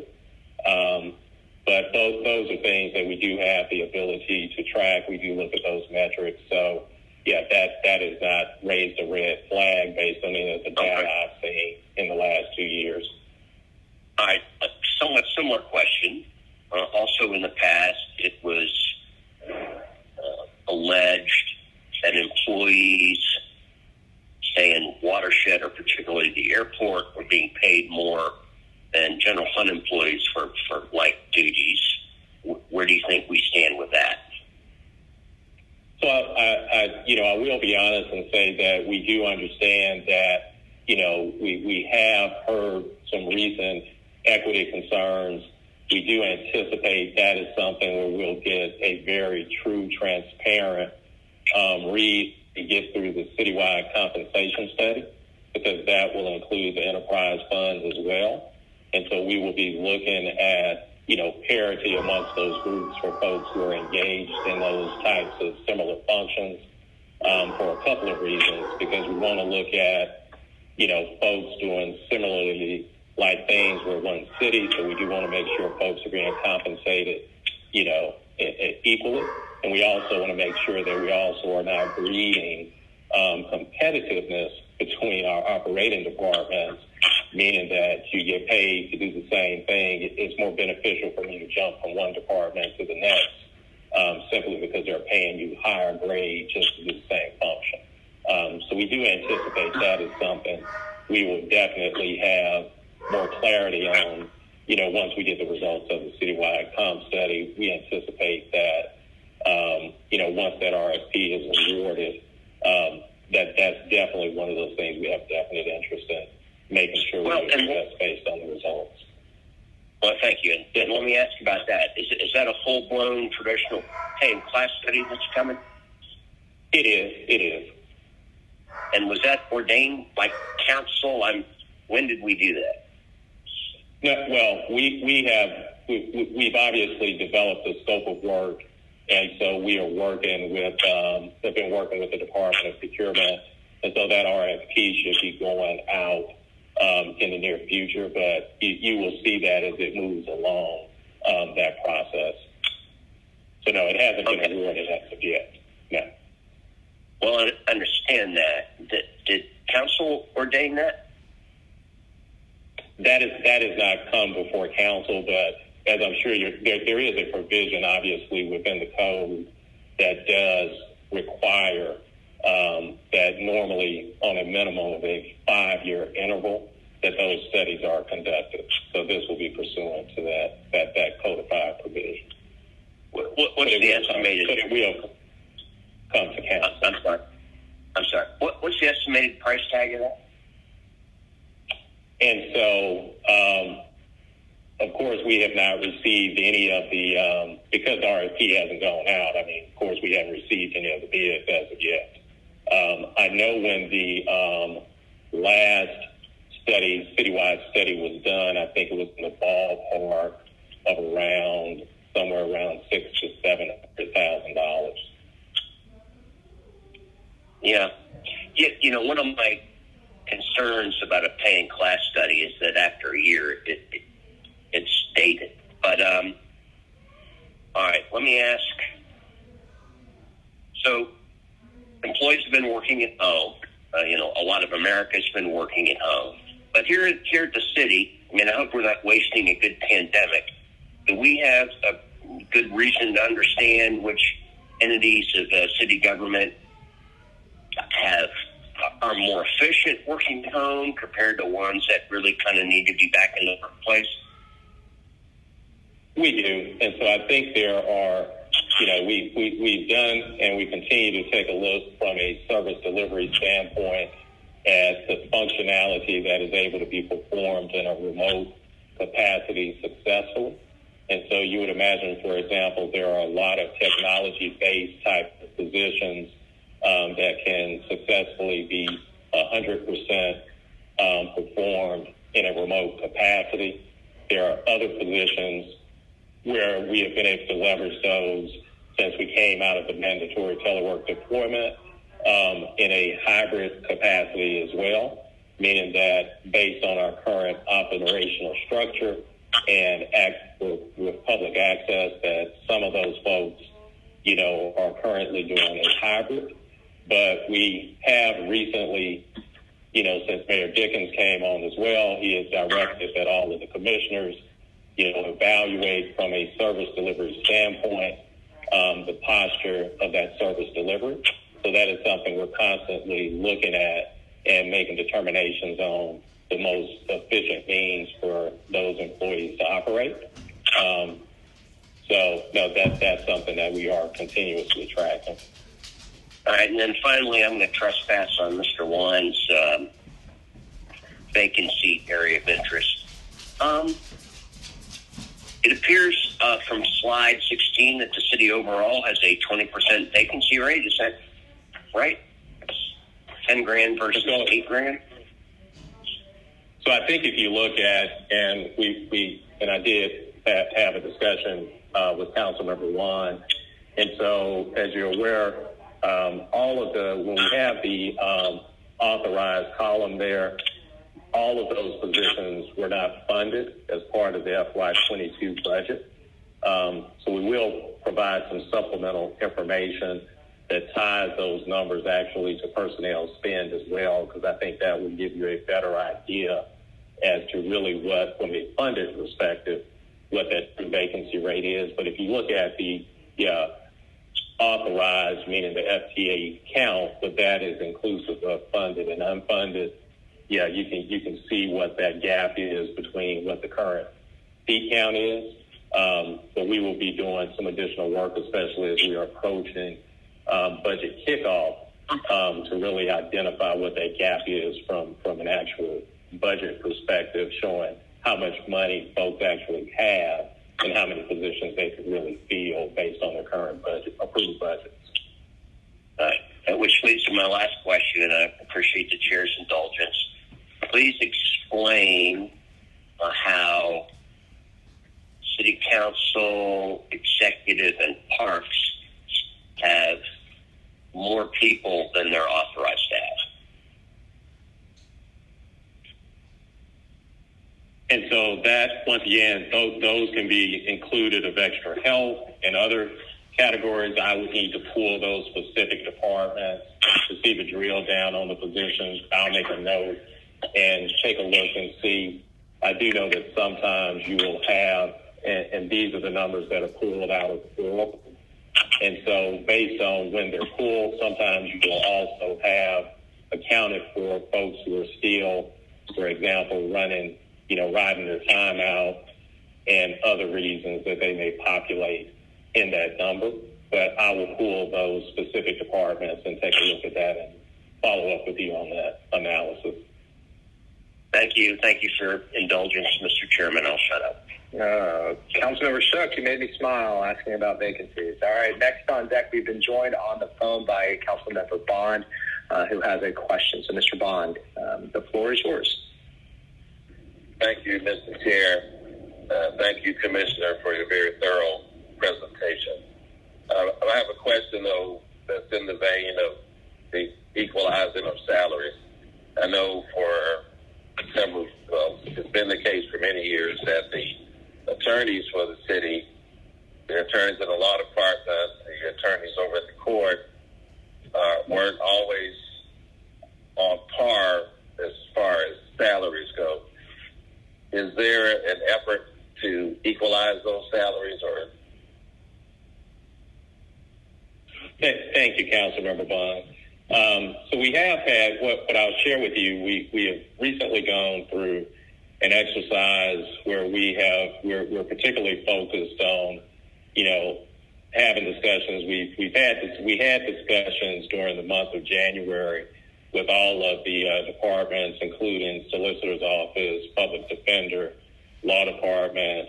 And so we talked about compensation issues. We've talked about parity. We've talked about equity. So we have detailed, some of the concerns, as we discussed with Solicitor's Office as well as Public Defender. There have been continuous opportunities for them to get additional personnel and have pay adjustments within both of those divisions. We do continue to look from a compensation perspective at the duties because all of the duties are not necessarily similar because they are engaged in different functions, even though they are all barred attorneys. And so that is something that, we are continuing to take a look at, and we'll put some additional work in that, but we are engaged with those departments and, any of those concerns so that we can figure out from a parity perspective, what those appropriate compensation points are.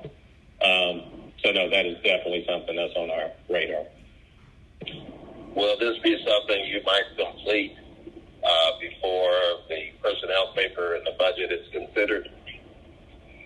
There will most likely be two phases. There are some recommendations we do have that are going to come forward as part of the FY23 budget proposal. And so those would be things that potentially will be included within the FY23 personnel paper.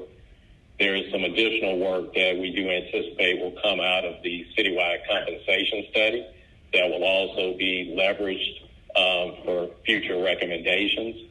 So we do anticipate it to be a two-pronged process. It's a little bit premature at this point since we are still in the data mining stage of the process. But there will be some recommendations that will definitely be coming forward as part of the FY23 personnel paper. Okay, thank you. And I want to just quickly switch over to public safety. I know that given these times that we are always the best results in fulfilling our vacancies, particularly in police, but also in fire. Has there been any contemplation of looking at the salaries again? I know we did a huge salary increase for police over the last few years and trying to adjust for fire as well. Can you give us an update on that, if there's anything to update? Thank you, Councilmember Bond. So no, you're absolutely correct. We've done a significant amount of work relative to our police department as well as our fire department. We are still engaged with the identified increases for the fire department. And so they are still, on the timeline to receive their next round of increases as part of the beginning of the next fiscal year. We do work in coordination with those departments, to your point, based on the current labor market and all of the dynamics associated with recruiting, qualified candidates within the public safety corridor, on what the market is. And so those are definitely, weekly discussions. APD has been very successful. I mean, they're on pace to hit the target relative to those hires that were anticipated. But no, we do stay continually engaged from a competitive standpoint relative to salary. And so that is something that we are always having a very close eye on to ensure we remain competitive in those public safety markets. And so once again, they were included, both of those organizations were included in our January discussions. And for any of those recommendations that we do ultimately move forward, if included, they will be included as part of any FY23 personnel recommendations. But once again, we haven't completed that full data cycle. But as we approach March, we really are moving toward finalizing that so that we can make sure that those numbers, if any, are included. But we do feel very confident that, the actions that we did take for police and those we have taken for fire have truly made them very competitive, not only in the regional market, but the national market. Okay, thank you. Mr. Chair, I withdraw. Thank you, Mr. Bond. Any other questions for the Commissioner? All right, seeing none. Mr. Commissioner, thank you so much for the presentation and answering our questions, and we look forward to the next time you come before our committee. Thank you, Councilmember Watt. All right, have a great day. All right, colleagues, let's move on. With that concludes our presentations. We've already taken care of communications. So the next on the agenda is Section J, Ordinances for First Read. Ms. Kempson Wright, if you will sound those, please. We have 6 of them, I believe. Yes.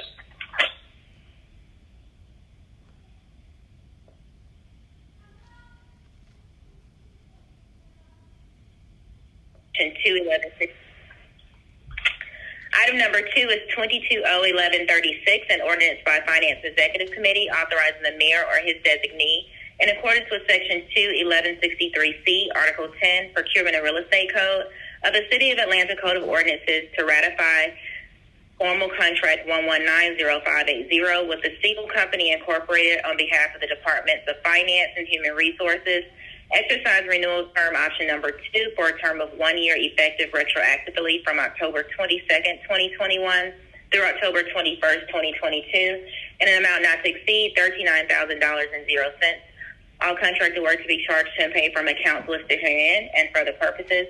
Item number 3 is 22-01137. It's an ordinance authorizing the mayor or his designee on behalf of the City of Atlanta to execute all documents necessary for the acquisition of certain property interests necessary for the new sidewalk installation for pedestrian accessibility and safety improvements for Barnes Road, Lucille Avenue, Mount Gilead Road, and Hightower Road, authorizing negotiations with property owners for the acquisition of such property interests, authorizing title searches, appraisals, surveys, and any other items necessary for the acquisition of such property interests, authorizing the mayor and the city attorney in the event negotiations are unsuccessful to institute condemnation proceedings pursuant to Official Code of Georgia 3231 at SEEK, waiving certain provisions of Article 10 Real Estate and Procurement Code of the City of Atlanta Code of Ordinances on behalf of the Atlanta Department of Transportation.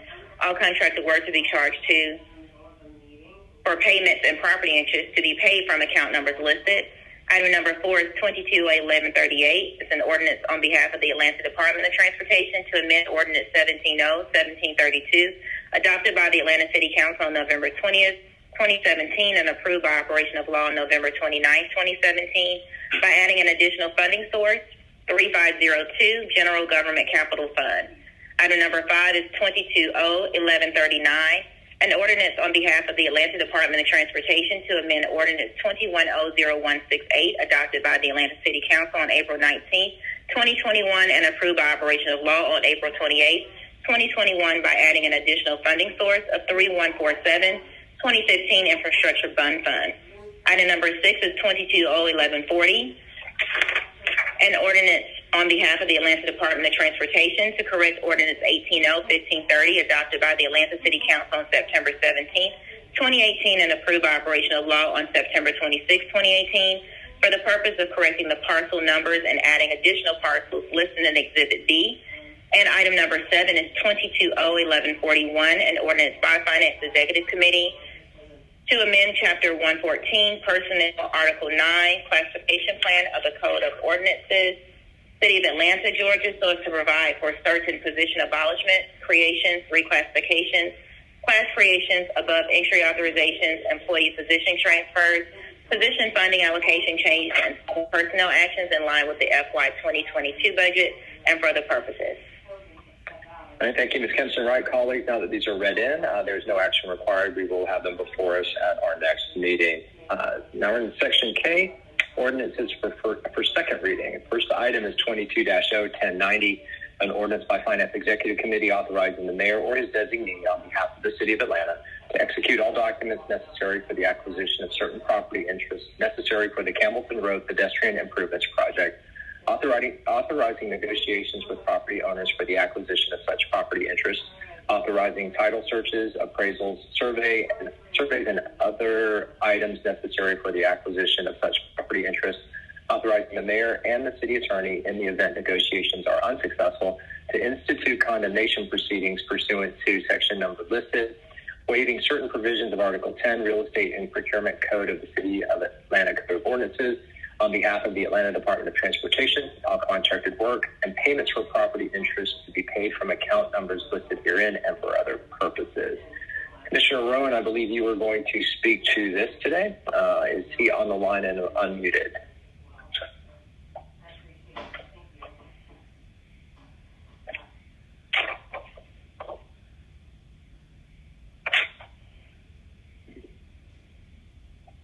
Are we able to get Mr. Rowan, Commissioner Rowan?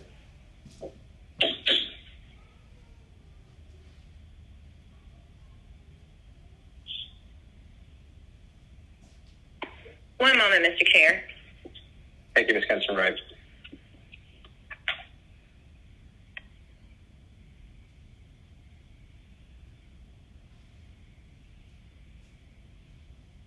I'm being told by staff that Commissioner Rowan is not on the call with us right now. Okay. All right. Is there anyone else from the department, or should we just skip this one and move on? Have you gotten any indication from the department?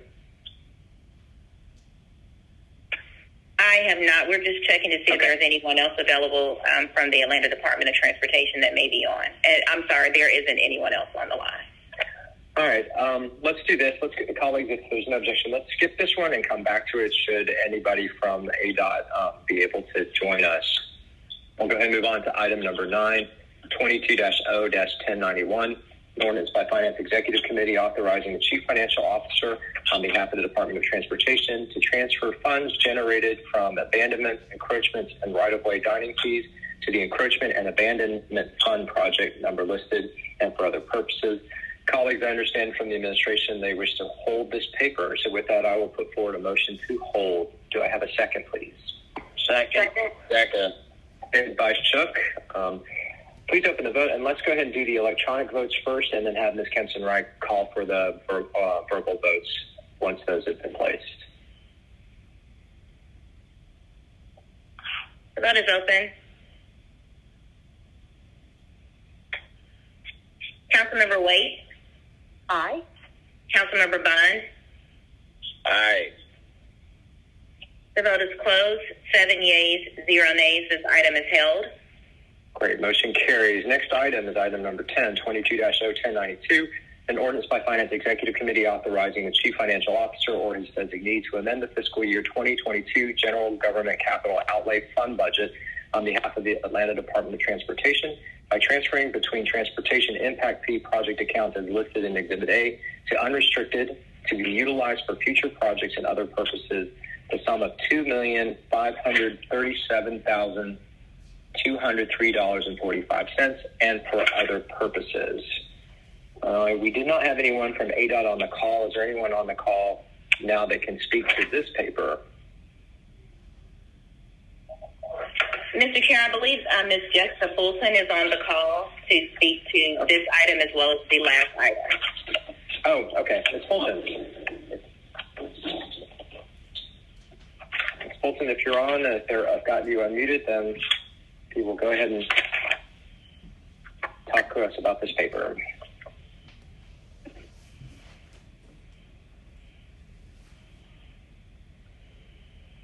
And Commissioner Ron has joined us as well. All right. So between Commissioner Rowan and Ms. Fulton, who can talk to us about the impact fee paper?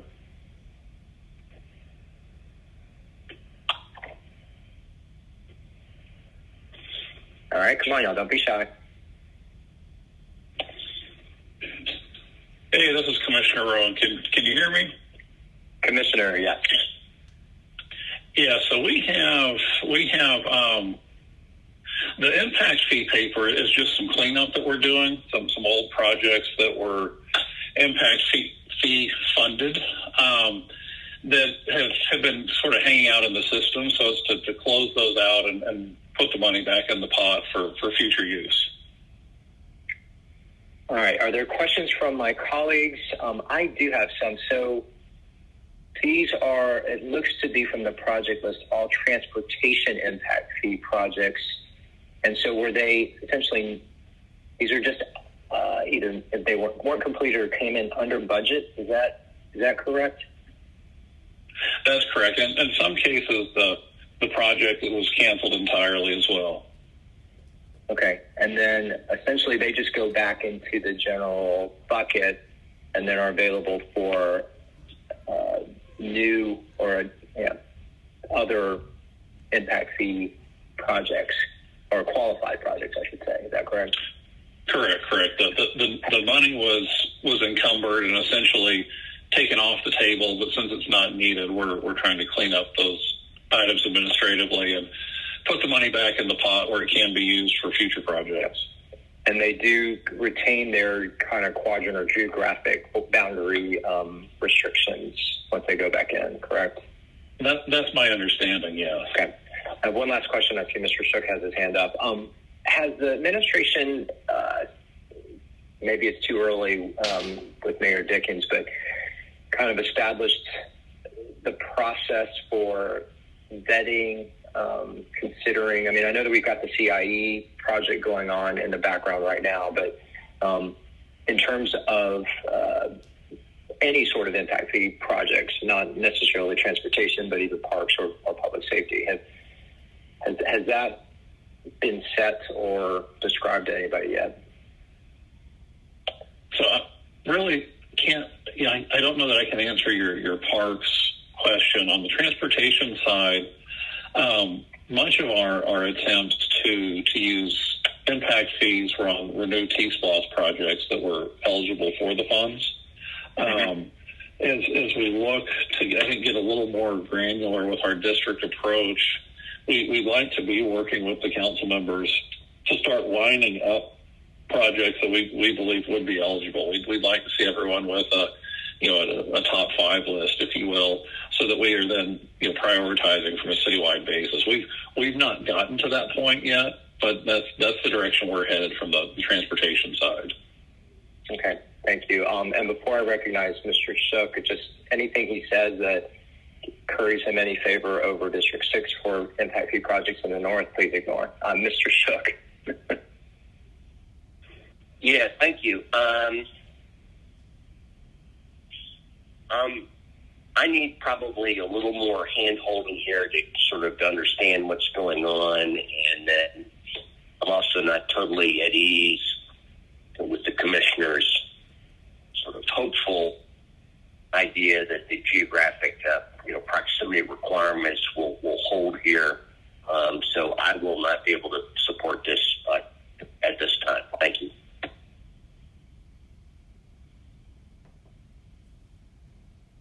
All right, are there any other questions for the commissioner on this? All right, if not, I will put forward a motion to approve. Can I get a second from someone, please? Second, Winston. Second from Winston. Motion Juan, second Winston. Any further discussion on this item? If not, please open the vote. And someone in the legislative staff, I'm getting a text from Councilmember Bond needing to get let back in on the phone, please. The vote is open. Here. Okay, Mr. Bond, excellent. Councilmember Wade. She was an aye. She just said it when you were talking. I'm sorry, Councilmember Bond. Aye. Thank you. The vote is closed. 6 yeas, 1 nay. This item is favorable. Okay, the motion carries. Commissioner Rowan, while you were on the phone, can we go back to item number 822-01090? That was the Campbellton Road Pedestrian Improvements Project. I've already sounded it, so I won't sound it again. Okay. Commissioner. Yeah, so this is one of our T-SLOS projects on Campbellton. It's really focused on ADA upgrades as well as some intersection improvements. You'll also see there we have the PHBs, the pedestrian hybrid beacons, trying to improve the safety conditions on Campbellton from the Greenbrier Parkway to Dodson Drive, and also from Wells Drive to Pinehurst Drive. And this is our standard legislation that basically green lights us to begin the process of acquiring necessary easements and right-of-way. Questions from my colleagues on this paper? All right, seeing none, I will put forward a motion to approve. Is there a second? Second. Seconded by Bond. One, motion, Bond, second. There's no further discussion. Let's open the vote, please. Vote is open. Councilmember Wade. Aye.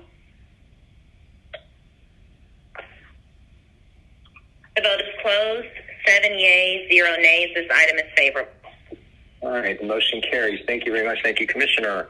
The next item is item number 11, which is an ordinance by Finance Executive Committee authorizing the Chief Financial Officer to amend fiscal year 2022 budget by adding to anticipations and appropriations bond proceeds in the aggregate principal amount not to exceed $95,090,000.00 in connection with the Atlanta Urban Redevelopment Agency and its revenue bonds, Atlanta Beltline Trail Completion Project Series 2021 bonds, and for other purposes. CFO Ball, I have you listed as speaking to this, or Courtney Knight. Are either of y'all available to walk us through this one?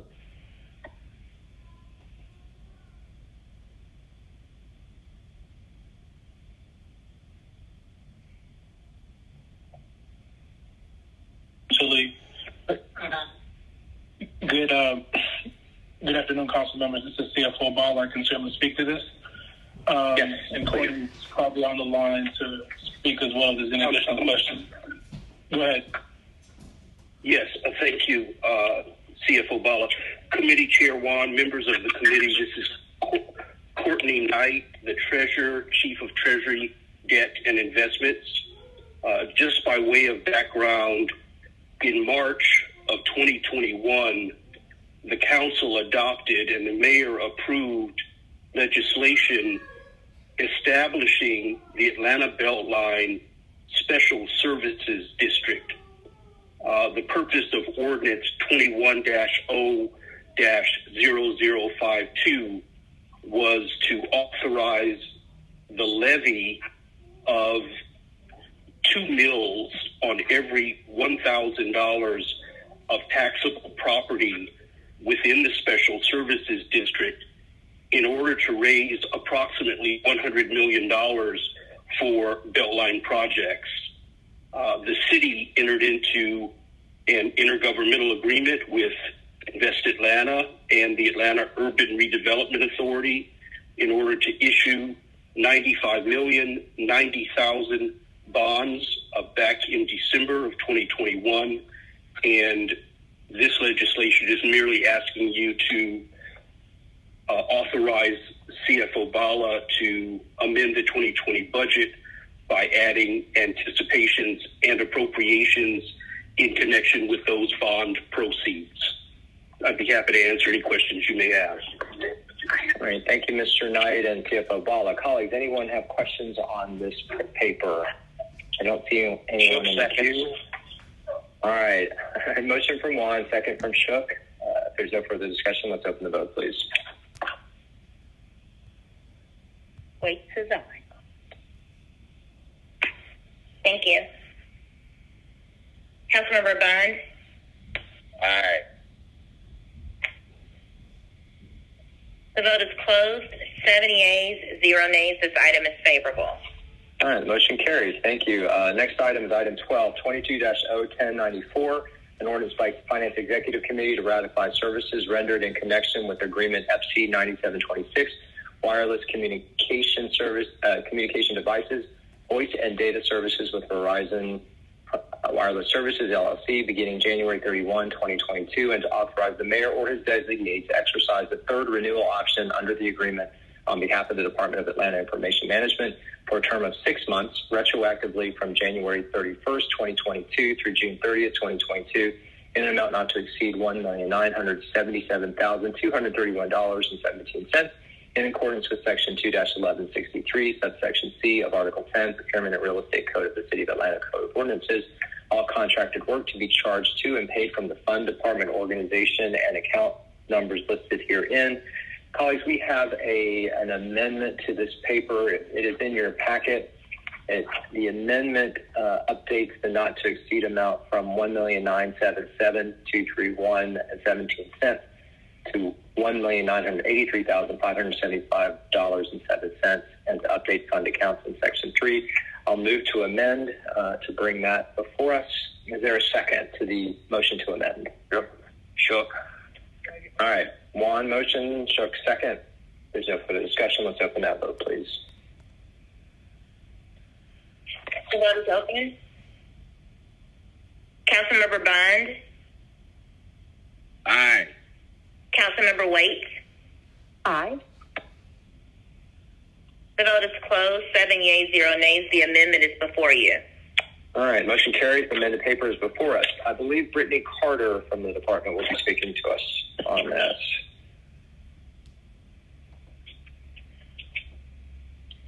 Are they on the line? Thank you, Mr. Chair and council members. Good afternoon. This is Chief Technology Officer Brittany Carter. With me today are Chief Information Officer Jason Sankey and Deputy CIO Aaron Baugh.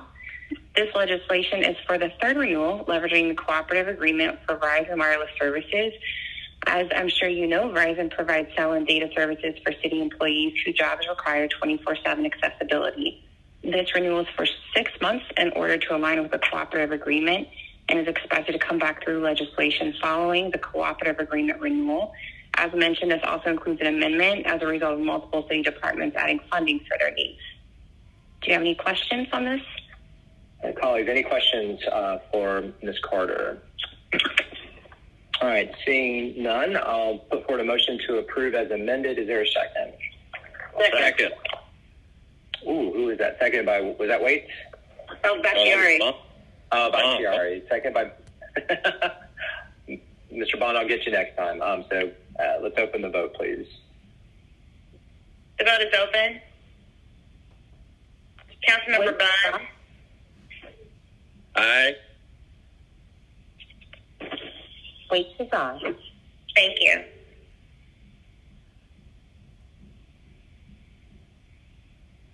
Councilmember Winston. Aye. Thank you. The vote is closed. 7 yeas, 0 nays. This item is favorable as amended. All right. Motion carries. Thank you. Next item is item 13, 22-0-1101. Actually, Mr. Kempster, right, can I take the next two together procedurally? Yes, you can. Okay, and colleagues, if there's no objection, I will take the next two together as they are related. First one is 22-0-1101, an ordinance by council members Hillis, Juan, Westmoreland, Winston, Faroki, Amos, Dozier, Bakhtiari, Shook, Norwood, Boone, Collier Overstreet, Waits, and Bond, waiving any conflicting provisions contained in Chapter 2, Article 10 of the City of Atlanta Code of Ordinances in order to authorize persons employed by or designated by Fulton County, as well as those employed by or designated by the stakeholders and partners in the creation, establishment, and operation of the Center for Diversion and Services to assist the Chief Procurement Officer with Center for Diversion and Services related procurements conducted in accordance with the city's procurement and real estate code and for other purposes.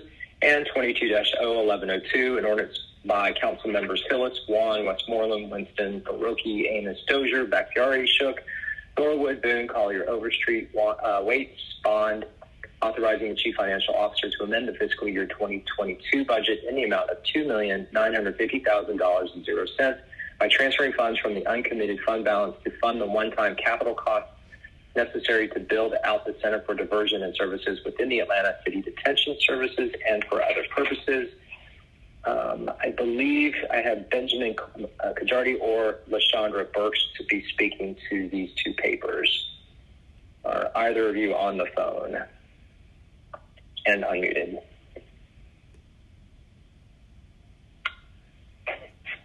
Good afternoon, Councilmember Warren, and thank you for this opportunity. Benjamin Kajarti should be on the call as well, and I will let him speak first. Okay. Good afternoon, Mr. Chair and council members. My name is Benjamin Kajarti.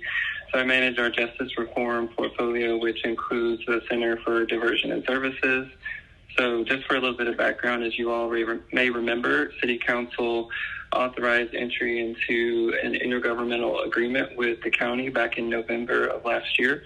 And this created the Center for Diversion and Services and outlined city and county funding commitments, and most importantly, created a collaborative partnership with the county. So as part of that IGA, we committed funding to one-time capital costs to build out the Center for Diversion and Services and to leading a collaborative procurement process to identify an operator for the diversion center that will work closely with our core on-site partners, including the Policing Alternatives and Diversion Initiative and Grady Hospital. So that's what these two pieces of legislation today, items number 13 and 14, request allocation of $2.95 million from the city's uncommitted fund balance for the build-out of the diversion center, with the intent to ultimately replace those funds from the infrastructure bond, and also to allow non-city employees to serve as official evaluators in procurement of an operator. So I'm happy to answer any questions. Any questions from my colleagues on these two papers? Seeing none, I'll move to approve both. Is there a second? Second, Bakhtiari.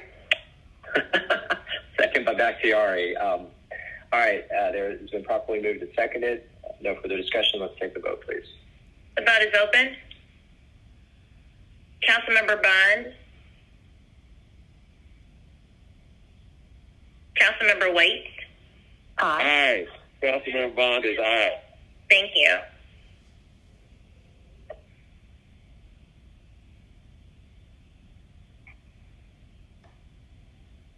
Councilmember Winston. I'm sorry, Councilmember Shook.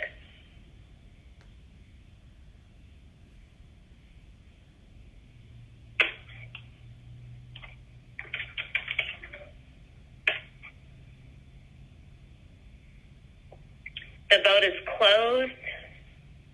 6 yeas, 0 nays. This item is favorable, or these items are favorable.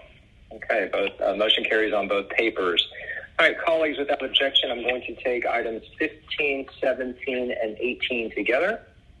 Seeing no objection, I'll read them in. 22-01103, an ordinance by Councilmember Matt Westmoreland, ratifying the City of Atlanta's acceptance of a donation of pro bono professional services performed by Slalom Consulting, LLC, in support of the mayoral transition team's Education and Youth Policy Subcommittee and for other purposes. Item 17 is 22-0-1105, an ordinance by Councilmember Byron Amos, ratifying the City of Atlanta's acceptance of a donation of pro bono professional services performed by Deloitte Consulting, LLP, in support of the mayoral transition team, neighborhood empowerment policy subcommittee, and for other purposes. And item 18, 22-01106, an ordinance by Councilmember Marcy Collier Overstreet, ratifying the City of Atlanta's acceptance of a donation of pro bono professional services performed by Expenditure in support of the mayoral transition team's Safe Streets Policy Subcommittee and for other purposes. Mr. Pace, I understand that you'll be speaking to these three papers before us. Mr. Pace on the phone and unmuted. Yes, good afternoon, Mr. Chair. CFO Pace, Office of the Mayor. Three of these pieces of legislation accept donation of pro bono professional services in support of various initiatives of the Mayor's Transition Team subcommittees, of which there are Safe Streets, Education and Youth Policy, as well as Neighborhood Empowerment. The fourth piece accepts similar pro bono professional services for the recruitment of the Director in the Mayor's Office of Communications. And I'll be happy to answer any questions that the committee may have. All right, colleagues, any questions? I see Mr. Shook. Mr. Shook, you have the floor. Yeah, thank you. This relates to the prior two items. I was cut off. I would like to be recorded as yay on both of them. All right, thank you, Mr. Shook. Ms. Kempson-Wright, if you hopefully can get it back in the system on those two items and add Mr. Shook in. Do we need to reopen that as a reconsider, or are you okay to do that in the system?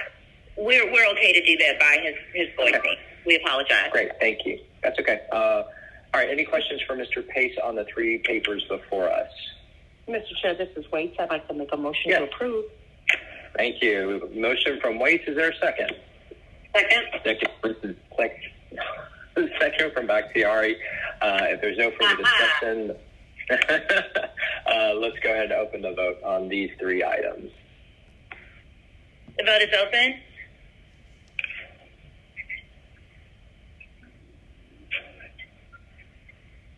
Councilmember Bond. Aye.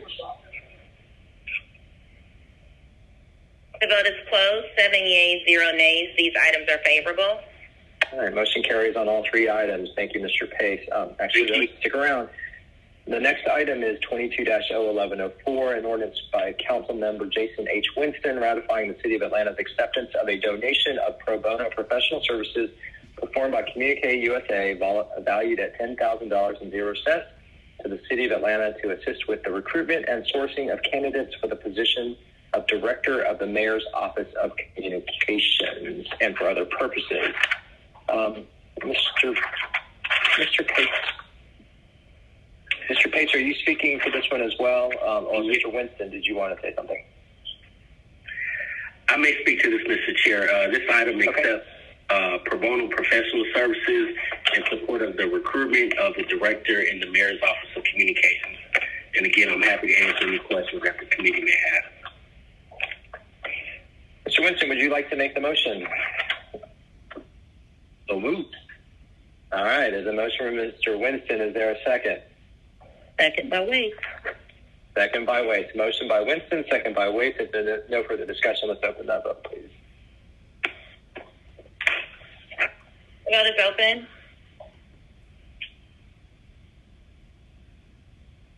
Mr. Bond? Aye. The vote is closed. 7 yeas, 0 nays. This item is favorable. Thank you. The motion carries. Thank you. Thank you, Mr. Pace. So the next item, I had a note here that Ms. Clemens had a conflict where a meeting originally scheduled and needed this to be at the end of the meeting. Do we know if she is on the line now so we can take this up, or do we need to? I see that a note that Ms. Burks is on. And will Ms. Burks be speaking to this, or should we wait?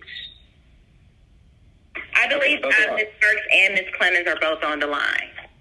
Excellent. All right, so let me go ahead and read in the caption.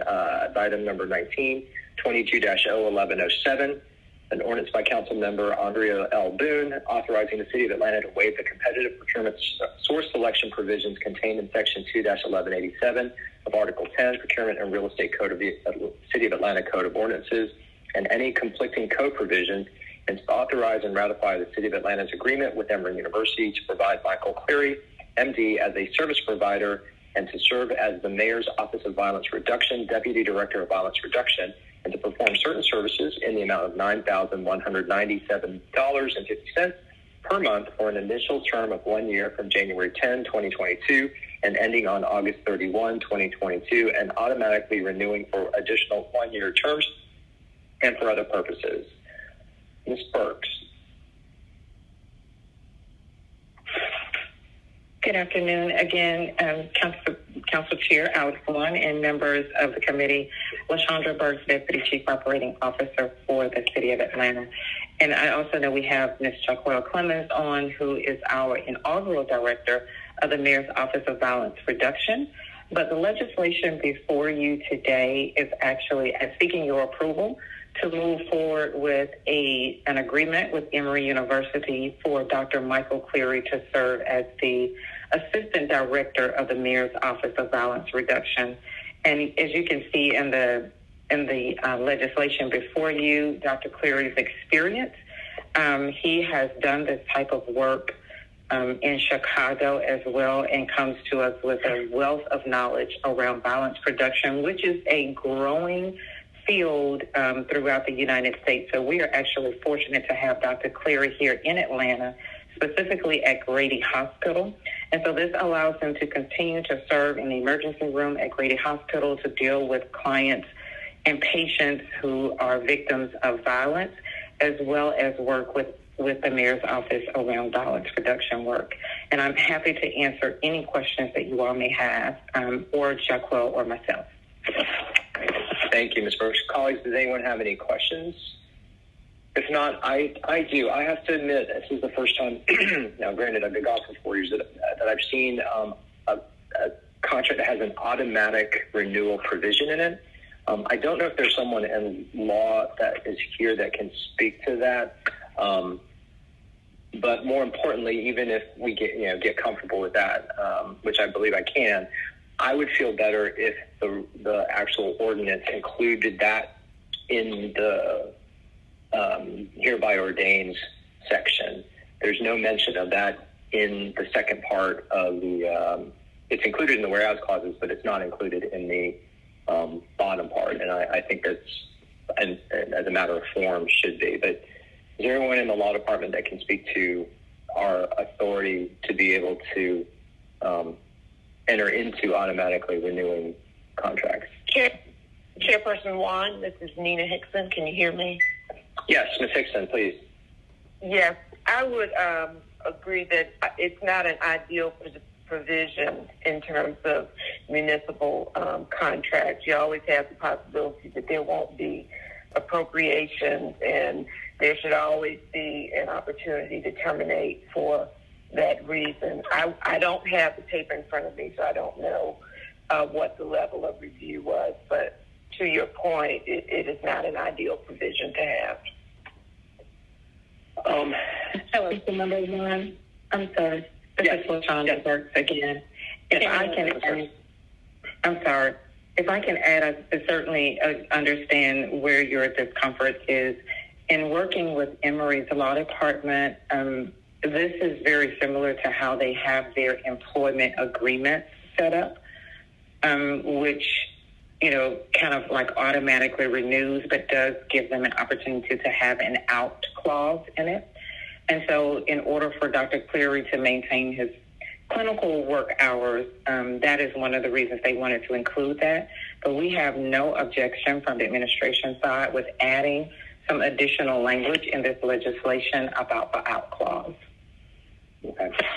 Yeah, I was going to say, I think what could make me comfortable, and the Texan, you can opine on this, is if we did include a subject to budget capacity, as well as acknowledging that there is, I believe in the whereas clause, it says written notification 90 days prior, or 60 days written notice. So, Ms. Hickson, if you'll consider that, I'm going to go ahead and recognize Councilmember Shook about the question, or perhaps a comment on this as well. Councilmember Shook. Yeah, thank you. You know, my religion holds that, contract renewals should not be automatic. They need to go before the governing body. That's our opportunity to ask questions, find out how things are going, find out if there's been any problems. No one on this call ran to be a member of the Atlanta City Council in order to weaken it, but that's what a yes vote would do. Secondly, aside from that, I authored and council unanimously passed 2 years ago a resolution requesting that the administration partner with the CDC to take advantage of all of the work and studies and data they've crunched regarding gun violence, and nothing ever came of it. And so my question related to that is, has the Mayor's Office of Violence Reduction moved in that direction? Hi, this is Jaquel Clemens-Moore from the Mayor's Office of Violence Reduction.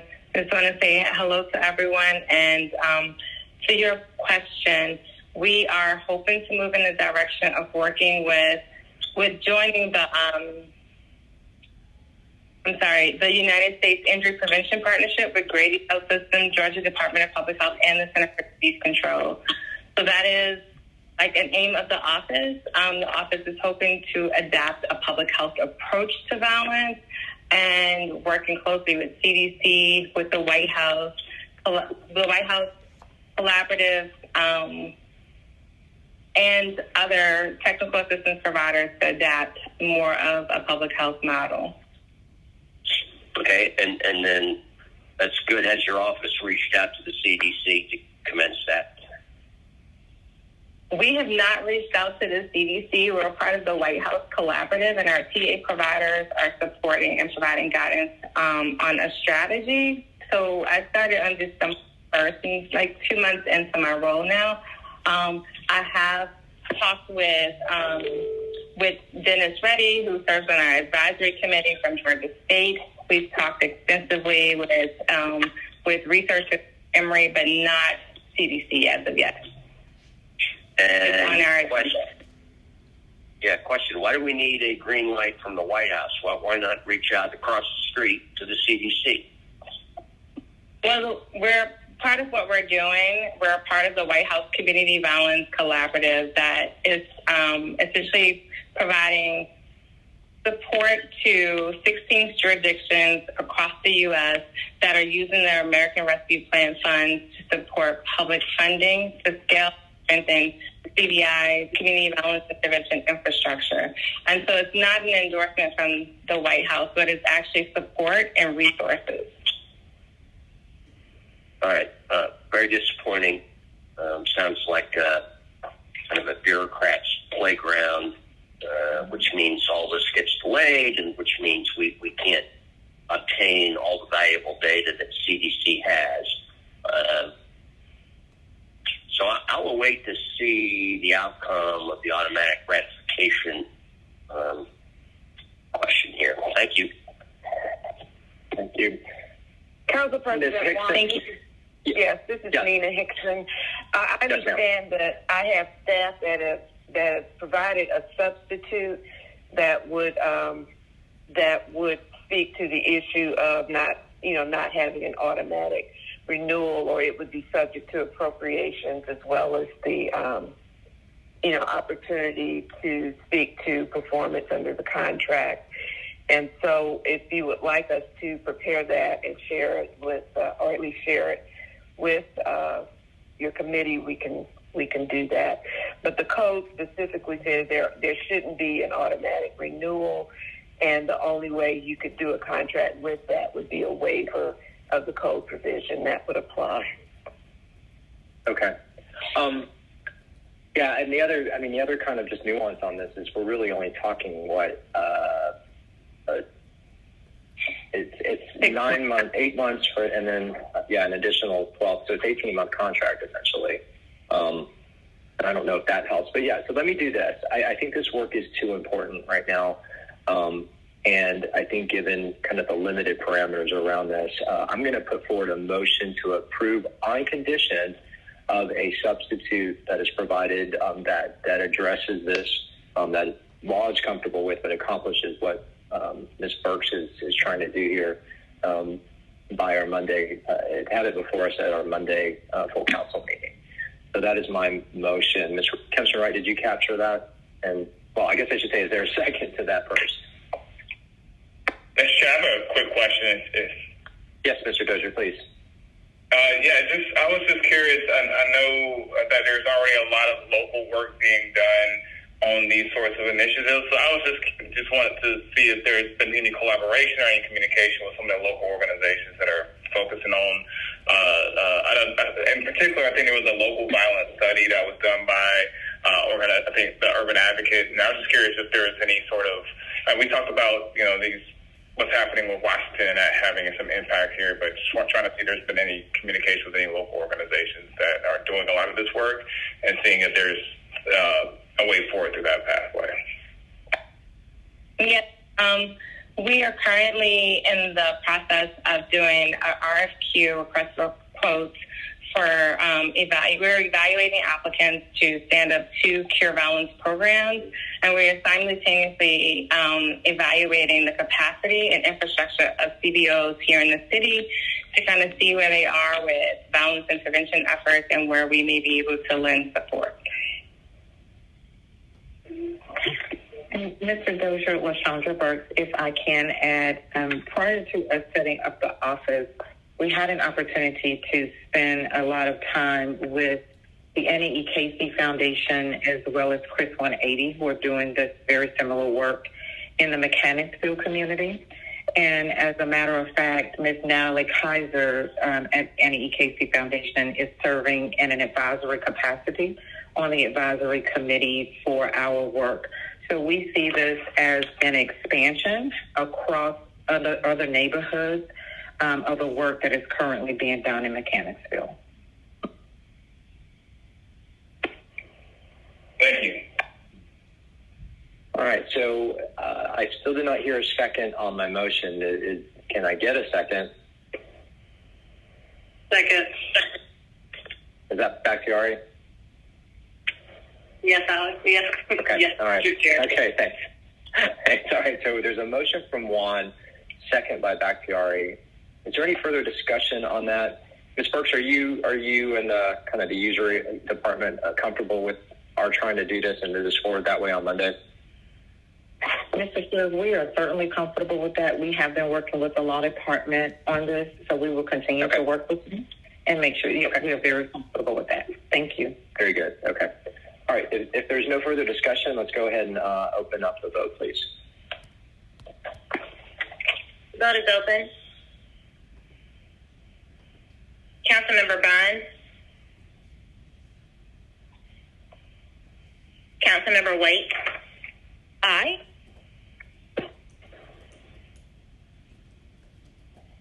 I have a son who's a YouTuber, so I just I know he has Councilmember Bond.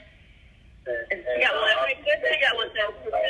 I'm like, he's an influence. The vote is closed. 5 yeas, 1 nay. This item is favorable on condition. Okay, the motion carries. Thank you, and we'll look forward to seeing that substitute or on Monday, on or before Monday. All right, let's continue moving on. Agenda item number 20, which is 22-01111. Colleagues, we have a substitute that is in your packet. I'll make a motion to bring forward the substitute as I read the caption. It's an ordinance by council members Matt Westmoreland, Alex Wan, Liliana Bakhtiari, and Keisha Sean Waite, is substituted by Finance Executive Committee, authorizing a donation in an amount not to exceed $1,250.00 from various accounts to Atlanta Legal Aid to support LGBTQ outreach and legal support and for other purposes. Colleagues, the substitute corrects some account numbers on here. Is there a second to bringing forward the substitute? Second by Waits. Second by Waits. Motion by Juan, second by Waits. If there's no further discussion, let's open that vote, please. The vote is open. Councilmember Bond.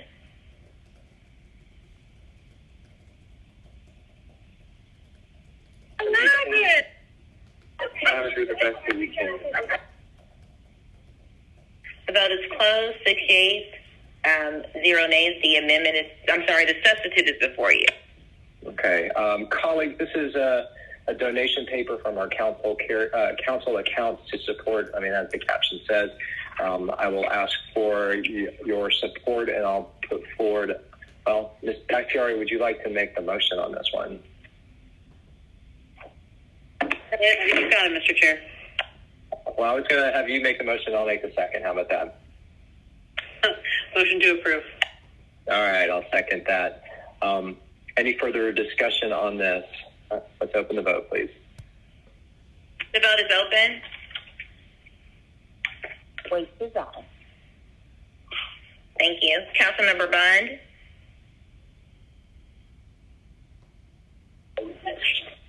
All about the food. The vote is closed. 6 yeas, 0 nays. This item is favorable on substitute. All right. Thank you, colleagues. The next item is number 22-011-1112. An ordinance, not 11-11-12, 11-12. An ordinance by Councilmember Matt Westmoreland authorizing donation in an amount not to exceed $5,000.00 from the Post 2 at-large carry-forward account to Neighbor in Need, Inc. and for other purposes. I'll make a motion to approve this, but before, let me get a second first from one of my colleagues. Bakhtiari. Second from Bakhtiari. Before we open the vote, though, Ms. Kempson-Wright, I just want, if you can, for the benefit of the new council members, in terms of charitable donations from our council accounts, if you can just really briefly explain the process that you all go through to verify that it does qualify indeed for a contribution. Yes, Mr. Chair. Any contributions from your charitable accounts to an organization, we actually go to the Georgia Corporations Division, the Secretary of State Business Search, just to ensure that the status of the organization is active and in compliance. And this organization is active and in compliance. Great. There is a motion and second on the floor. Are there any questions or discussion on this paper? All right, seeing none, let's open the vote, please. The vote is open. Waits is aye. Councilmember Bond.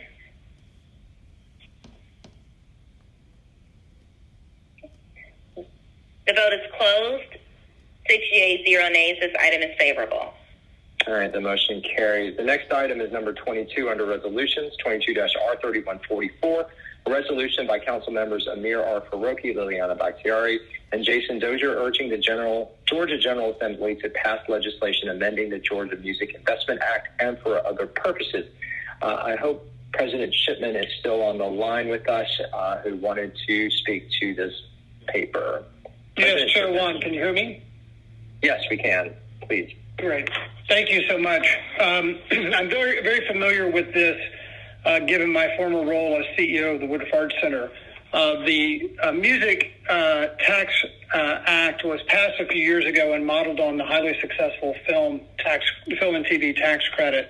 However, there are some additional restrictions that were passed with the music tax credit that make it so that it has not been as thoroughly adopted, and this would make those technical changes that would allow it to be more adopted. Why it matters for the city of Atlanta, obviously we have an incredible commercial music scene. This would help attract and grow that sector.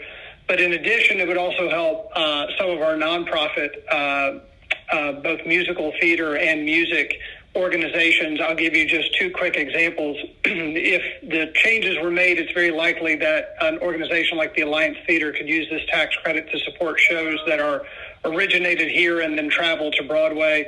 Could also help an organization like the Atlanta Symphony Orchestra in its participation in playing music for films and such. So I think this would have an impact if the state legislature were to make these technical changes. And I think that us urging them showcases that it would have a direct positive impact for the city. I would just note that Stephen Weisenacker, who's an attorney with Barnes & Thornburg, who has done a lot of work around tax credits of all types, is also on the line if anybody has a technical question. But I appreciate your consideration for supporting this, colleagues. All right. Any questions from my colleagues? Move to back to yours. All right. Who was that? Was that Bond? Shook. Oh, Shook. All right. There's a motion from Shook. Is there a second? Second, Bakhtiari. Second from Bakhtiari. Motion Shook. Second Bakhtiari. There's no further discussion. Let's open the vote. The vote is open.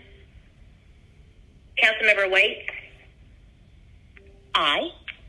Councilmember Bond.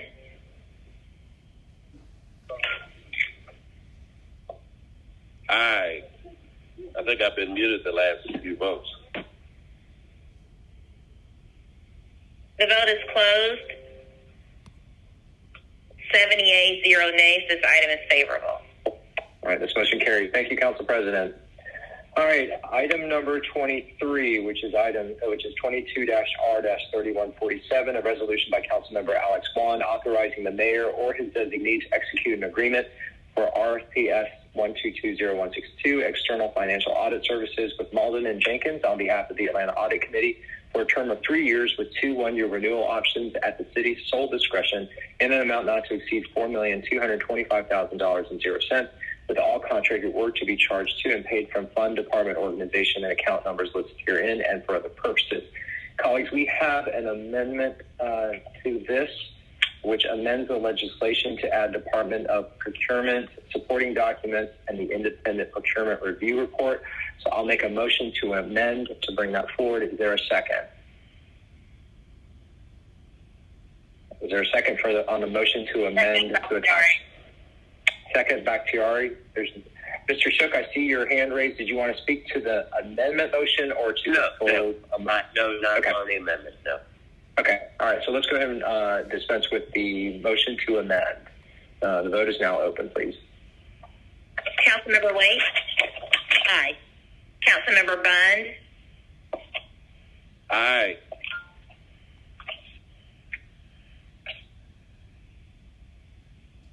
The vote is closed. 7 yeas, 0 nays. The amendment is before you.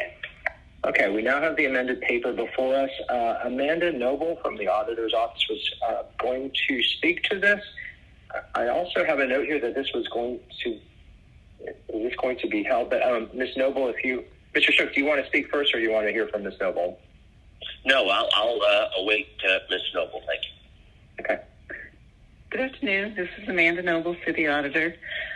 This paper is to approve a new contract for financial audit services. As you heard earlier from KPMG and CFO Bala, our current contract with KPMG is expiring. All right, thank you. Sorry, the note I had to hold this was if we did not get the iPro papers, but we did get that and amended to attach it. All right, so Mr. Shook, you have the floor with your question. Yeah, thank you. I'd just like to hear about the procurement process. Thank you. Under the charter, the audit committee is charged with recommending awardee. We followed the regular procurement process. Our original solicitation, I think you can see this on the iPro report, was canceled because we had no responsive proponents. We resolicited. We had 3 responsive proponents, and following the evaluation, recommended awarding the contract to Malden and Jenkins, who scored the highest in the evaluation process. Thank you. All right. Any other questions? I will make a motion to approve as amended. Is there a second? Second. Seconded by Shook. Motion by Juan, second by Shook. Any further discussion on this? Seeing none, let's open the vote, please. The vote is open. Councilmember Bond. Aye. Councilmember Waite. Aye.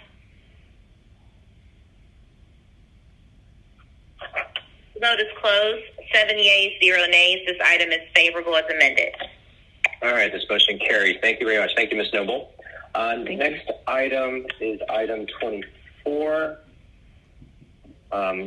It's 22-R3186, a resolution by Finance Executive Committee authorizing the mayor or his designee to execute an agreement for RFP S1210214, citywide security guard services with Dynamic and Safeguard Security, joint venture on behalf of the Department of Enterprise Asset Management, the Department of Parks and Recreation, the Atlanta Municipal Court, and the Department of Watershed Management for a term of 3 years with 2 one-year renewal options in an amount not to exceed $916,755.88 for FY22 and an amount not to exceed $2,447,916.90 annually thereafter, subject to and expressly contingent upon the approval and adoption of the budgets for FY23 and FY24.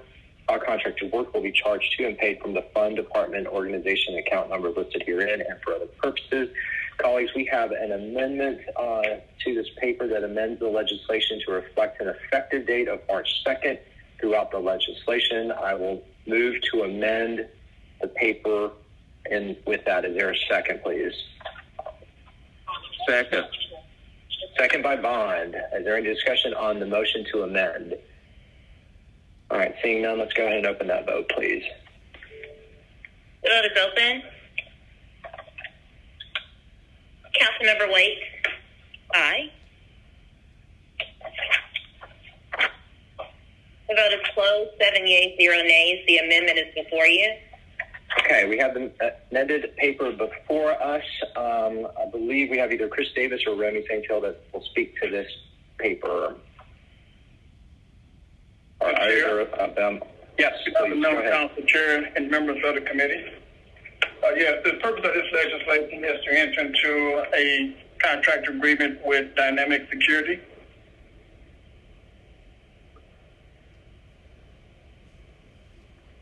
All right, are there any questions or any further information on this that folks need before voting? Approval, Shook. All right, there's a motion to approve as amended by Shook. I will second that. Let's go ahead and open the vote, please. The vote is open. Councilmember Bond? Aye. Councilmember Waite?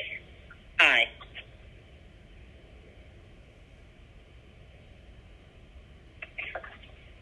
The vote is closed. 7 yeas, 0 nays. This item is favorable as amended. All right, thank you. The motion carries. Thank you. All right, the next items, we're actually going to take 25, 26, 27, and 28 together, and the motion will be to hold. I'll go ahead and read in the captions. 22-R3187, a resolution by Finance Executive Committee authorizing the mayor or his designee on behalf of the City of Atlanta to enter into the appropriate contractual agreement with RFPC number listed, Kissburg/Parker Fried JV, under contract number listed, under $250K for ADA and other improvements on behalf of the Department of Parks and Recreation and for other purposes. 22-R3188, a resolution by Finance Executive Committee authorizing the mayor or his designee on behalf of the City of Atlanta to enter into the appropriate contractual agreement with number listed Lighty Commercial Construction, Inc., under contract number listed, under $250K for ADA and other improvements on behalf of the Department of Parks and Recreation and for other purposes. 22-R3189, a resolution by Finance Executive Committee authorizing the mayor or his designee on behalf of the City of Atlanta to enter into the appropriate contractual agreement with number listed SoCo Contracting Company, Inc., under contract number listed, under $250K for ADA and other improvements on behalf of the Department of Parks and Recreation and for other purposes. And 22-R3190, resolution by Finance Executive Committee authorizing the mayor or his designee on behalf of the City of Atlanta to establish a joint task order fund for use under 3 miscellaneous repairs and construction services contracts under contract number listed, under $250K for ADA and other improvements as contract numbers. The first one is for Kissburg Parker Fry JV, second for Lighty Commercial Construction, Inc., and the third one for SoCo Contracting Company, Inc., to provide for ADA and other improvements on behalf of the Department of Parks and Recreation on the task order basis in an amount not to exceed $5,925,000.00.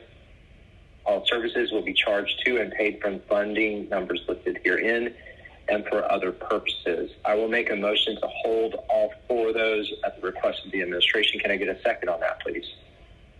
Second, Winston. Second by Winston. Motion 1, second Winston. Let's open that vote, please. The vote is open. Councilmember Bond. Aye. Councilmember Waite. Aye. The vote is closed. 7 yeas, 0 nays. These items are held.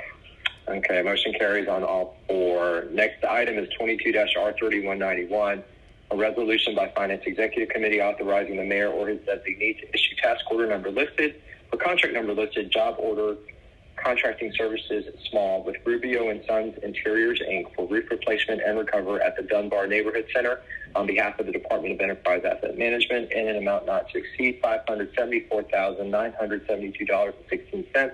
All work to be charged to and paid from accounts listed and for other purposes. Mr. Davis or Mr. St. Hill, are you on the line to speak to this paper, please? Yes. Good afternoon, Council Chair. Yes, the purpose of the excuse me? I was just saying good afternoon. Please proceed. Okay, thank you. Yeah. Purpose of this legislation is to do a total replacement for the roof over at Dunbar Neighborhood Center. All right. Are there any questions from my colleagues on what is before us? Approval, Shook. If not, I'll put motion from Shook, second from Juan. Let's please open the vote. The vote is open. Councilmember Bond. Aye. Councilmember Waite. Aye. The vote is closed. 7 yeas, 0 nays. This item is favorable. All right, motion carries. Thank you very much. It now takes us to Section M, dual referred items. The first item is 22-R3138, a resolution by council members Bakhtiari, Westmoreland, Hillis, Faroki, Winston, Dozier, Amos, Collier, Overstreet, Boone, Waits, Norwood, and Bond, as amended by Public Safety and Legal Administration Committee, recognizing the City of Atlanta 911 communication dispatchers as professional first responders and requesting that the Department of Human Resources conduct a study on a national scale to assess the issue of parity and compensation with 911 communication dispatchers in similar metropolitan and urban environments, and examine issues related to filling vacancies, employment retention, and to identify best practices and for other purposes. This was first issued a dual referred item and made it to Public Safety Legal Administration earlier this week, and now comes to us favorable as amended in Public Safety Legal Administration. Are any of the authors on this call just like to update the rest of the committee kind of the purpose of this and the changes that were made by and the deliberation by the previous committee?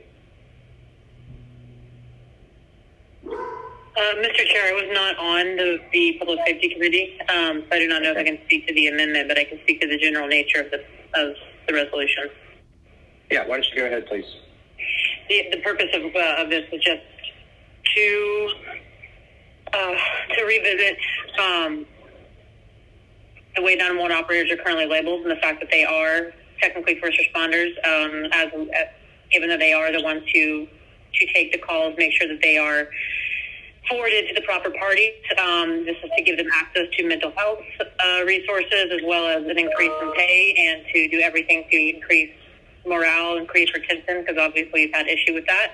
And we've also seen this as a national trend where we just saw a similar resolution pass out of the Capitol not that long ago. All right.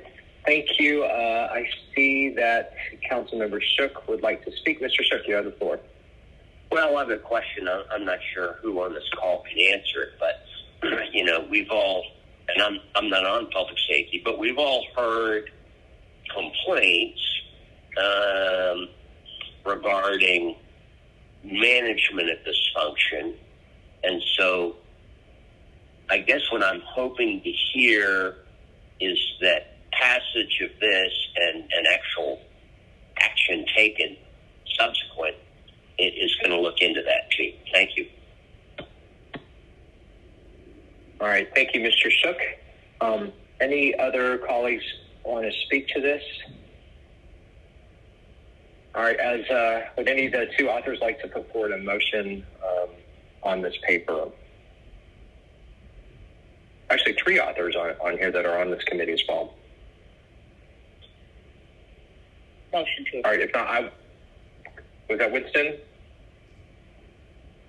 Wait. Oh, wait. Yeah. Did you want to make the motion to? And I guess the appropriate motion would be to approve as amended. Correct, Ms. Kempson, right?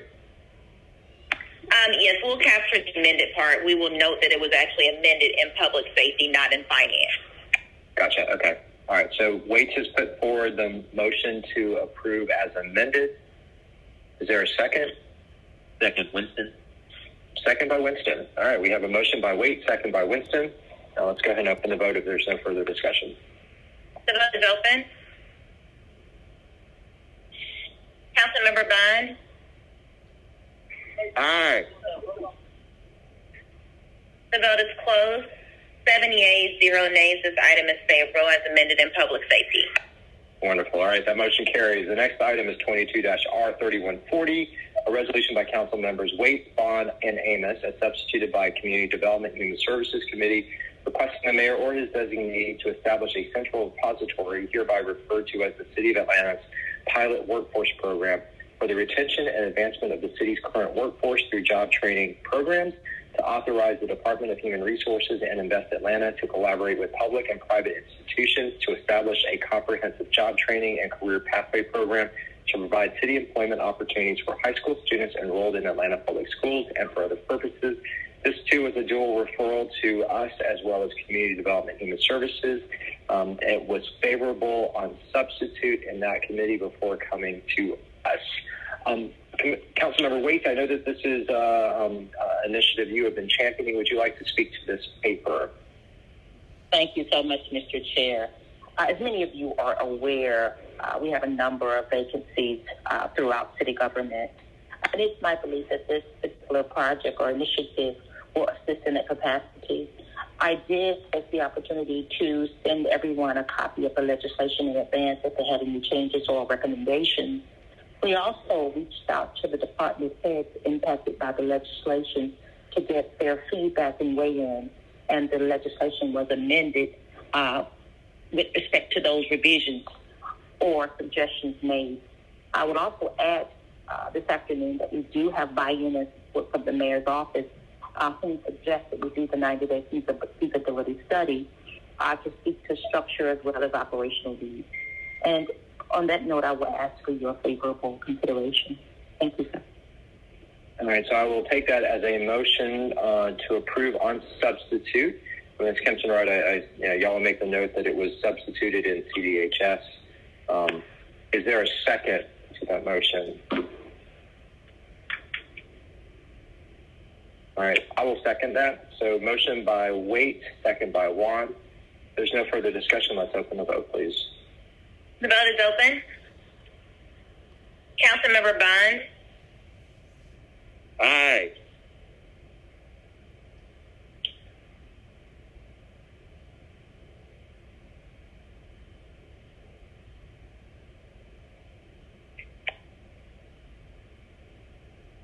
The vote is closed. 7 yeas, 0 nays. This item is favorable on substitute.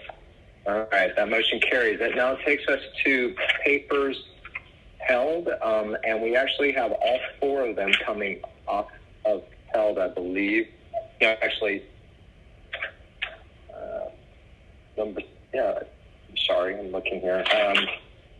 Yep, actually, all but one of them are coming off. All right, the first one is item number 33, 22-R3048, an amended resolution by Finance Executive Committee authorizing the mayor or his designee to execute sole source agreement number listed municipal court utility project with the Georgia Power Company pursuant to Section 2-1191 of the City of Atlanta Code of Ordinances on behalf of the Department of Enterprise Asset Management to change the power feed to the Atlanta Municipal Court from an overhead to an underground grid system in a total amount not to exceed $3,794,158.66. all work to be charged to and paid from the account numbers listed herein and for other purposes. We have an amendment on this, which adds the independent procurement review report. Colleagues, you have that in your package. I will make the motion to amend to attach that document. Is there a second? Shook. All right, seconded by Shook, motion by Juan. Let's open the vote, please.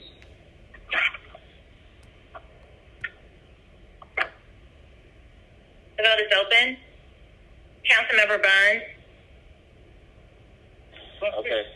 Aye. Councilmember Waite. Aye. The vote is closed. 7 yeas, 0 nays. The amendment is before you. All right, we have the amended paper before us, and is Mr. Davis or Mr. St. Hill here to speak to this paper? Yes, Mr. Davis is here to speak to that. Yeah, so Mr. Davis, please proceed. Yeah, so the purpose of this legislation is to move forward with sole source agreement with Georgia Power. We want to change the fees from overhead to underground due to a tremendous amount of interruptions of services that we have been experiencing up at the courts. By putting the system underground, it puts it on a more protected grid, which should vastly reduce the level of interruptions of power services that we've been experiencing over the years. All right, questions for Mr. Davis? Seeing none, I'll go ahead and make a motion to approve as amended. Can I get a second, please? Shook. Second by Shook, motion by Juan. Let's open the vote, please. The vote is open. Councilmember Bond. Aye. Councilmember Waite. Aye. The vote is closed. 7 yeas, 0 nays. This item is favorable as amended. The motion carries. The next item is 22-01033, an ordinance by Finance Executive Committee to authorize the mayor or his designee to exercise the first renewal option under cooperative purchase agreement number listed, Kronos Workforce Management Systems with Kronos Incorporated on behalf of the Department of Atlanta Information Management for a term of 1 year, retroactively effective from July 29, 2021 to July 28, 2022, in an amount not to exceed $366,053.54, and to ratify services rendered in connection with the agreement beginning July 29, 2021, in accordance with Section 2-1163, subsection C of Article 10, Procurement and Real Estate Code of the City of Atlanta Code of Ordinances, all contracted work to be charged to and paid from the fund, department, organization, numbers list and account numbers listed herein and for other purposes. Colleagues, you have an amendment that changes the not to exceed amount from $366,053.54 to $428,936.80, and to update the fund accounts listed in Section 4. I'll move to amend the paper to reflect that. Is there a second?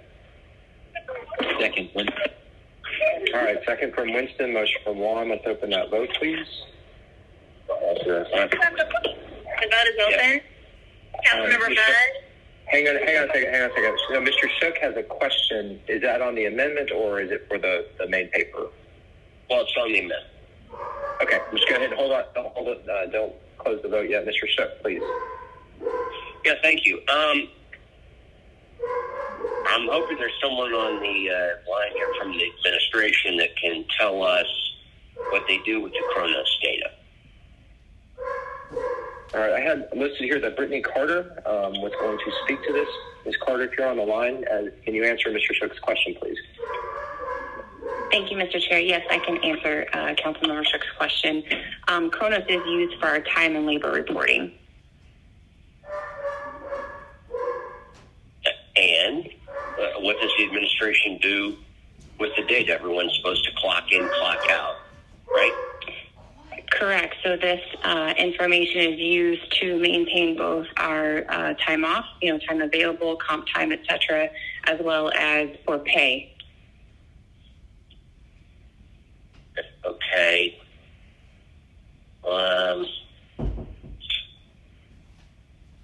Yeah, we spend a lot of money on Kronos, and it's a fine system. I'm just trying to get a better sense of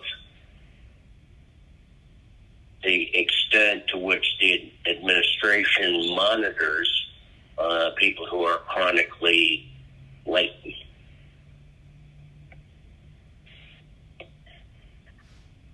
Councilmember Shook, it may be best to get back with you offline on that. However, I will. We do have other folks on the line that may be able to assist with that question. Yeah. CIO, thank you. Do you have? Okay, go ahead. Thank you. Was there someone from Human Resources that might be able to answer that while we're at this point? Now, all right. So let's do this. We do have the motion to amend before us. Let's go ahead and dispense with that. So while that vote is open, let's go ahead and open it. That way we can get the amended paper before us. So let's, Ms. Kempson, right, if you want to go ahead and finish that process. Yes, the vote is open. Councilmember Bond? Aye. Councilmember Wade? Aye. The vote is closed.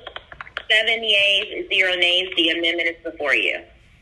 All right, so we have the amended paper. I do have a question now in terms of someone could explain to me the dollar amount change, what drove that between when the paper first came to us and now. Mr. Chair, this is Brittany Carter again. So the dollar amount has been adjusted to account for the period of time from which the first contract ended and the renewal began, which was July of 2021 to October 2021. So the services rendered by Kronos during that time. All right, and then if you could walk me through too, I mean, the reason why we're having to do this retroactively is because?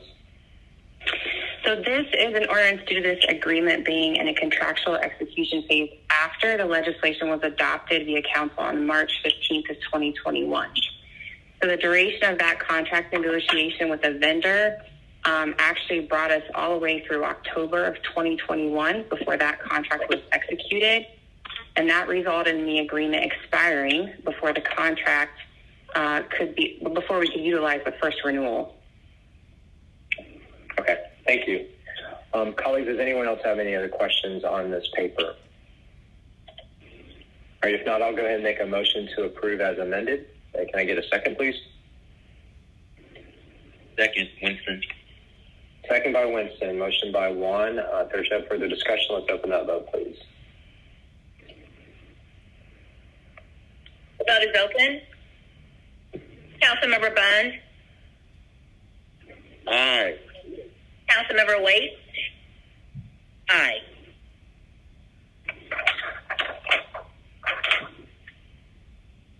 The vote is closed. 6 yeas, 1 abstention. This item is favorable. Thank you. Motion carried. Mr. Shook, is this carried over from your previous comment? No, thank you for recognizing. I do have a request. I would like to know who I need to speak to better understand, the meaning and import of Kronos data to the administration.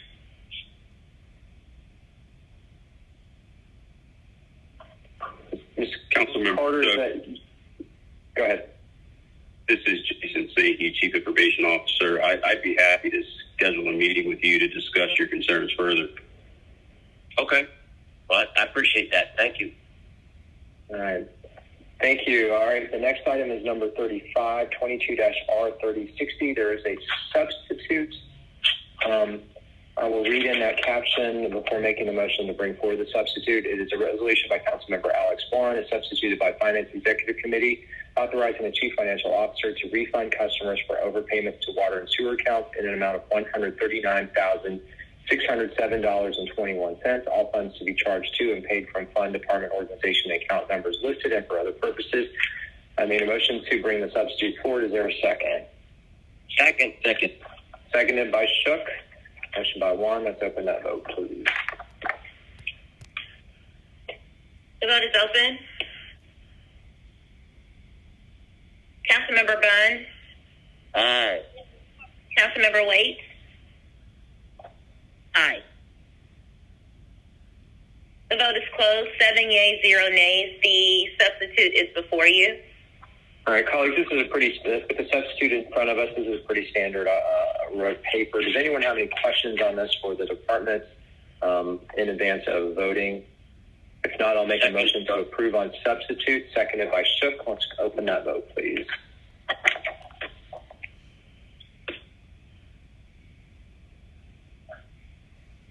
The vote is open. Councilmember Bond?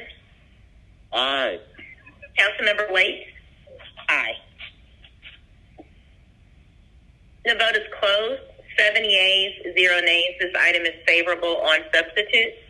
All right, the motion carries. Thank you. We have one last paper to dispense with. It is item number 22-R3129. This too has a substitute, which I will read the caption and then make the motion to bring it forward. The substitute resolution by Finance Executive Committee authorizing the mayor or his designee to exercise the first renewal option for FC 10364 fiber connections and maintenance with Southern Telecom, Inc. on behalf of the Department of Atlanta Information Management for a term of 2 years effective from March 25th, 2022 through March 24, 2024, and for other purposes. The substitute removes the amount and adds additional whereas clause content for Southern Telecom fiber connections and maintenance services. The motion is to bring forward the substitute. Is there a second? Yes.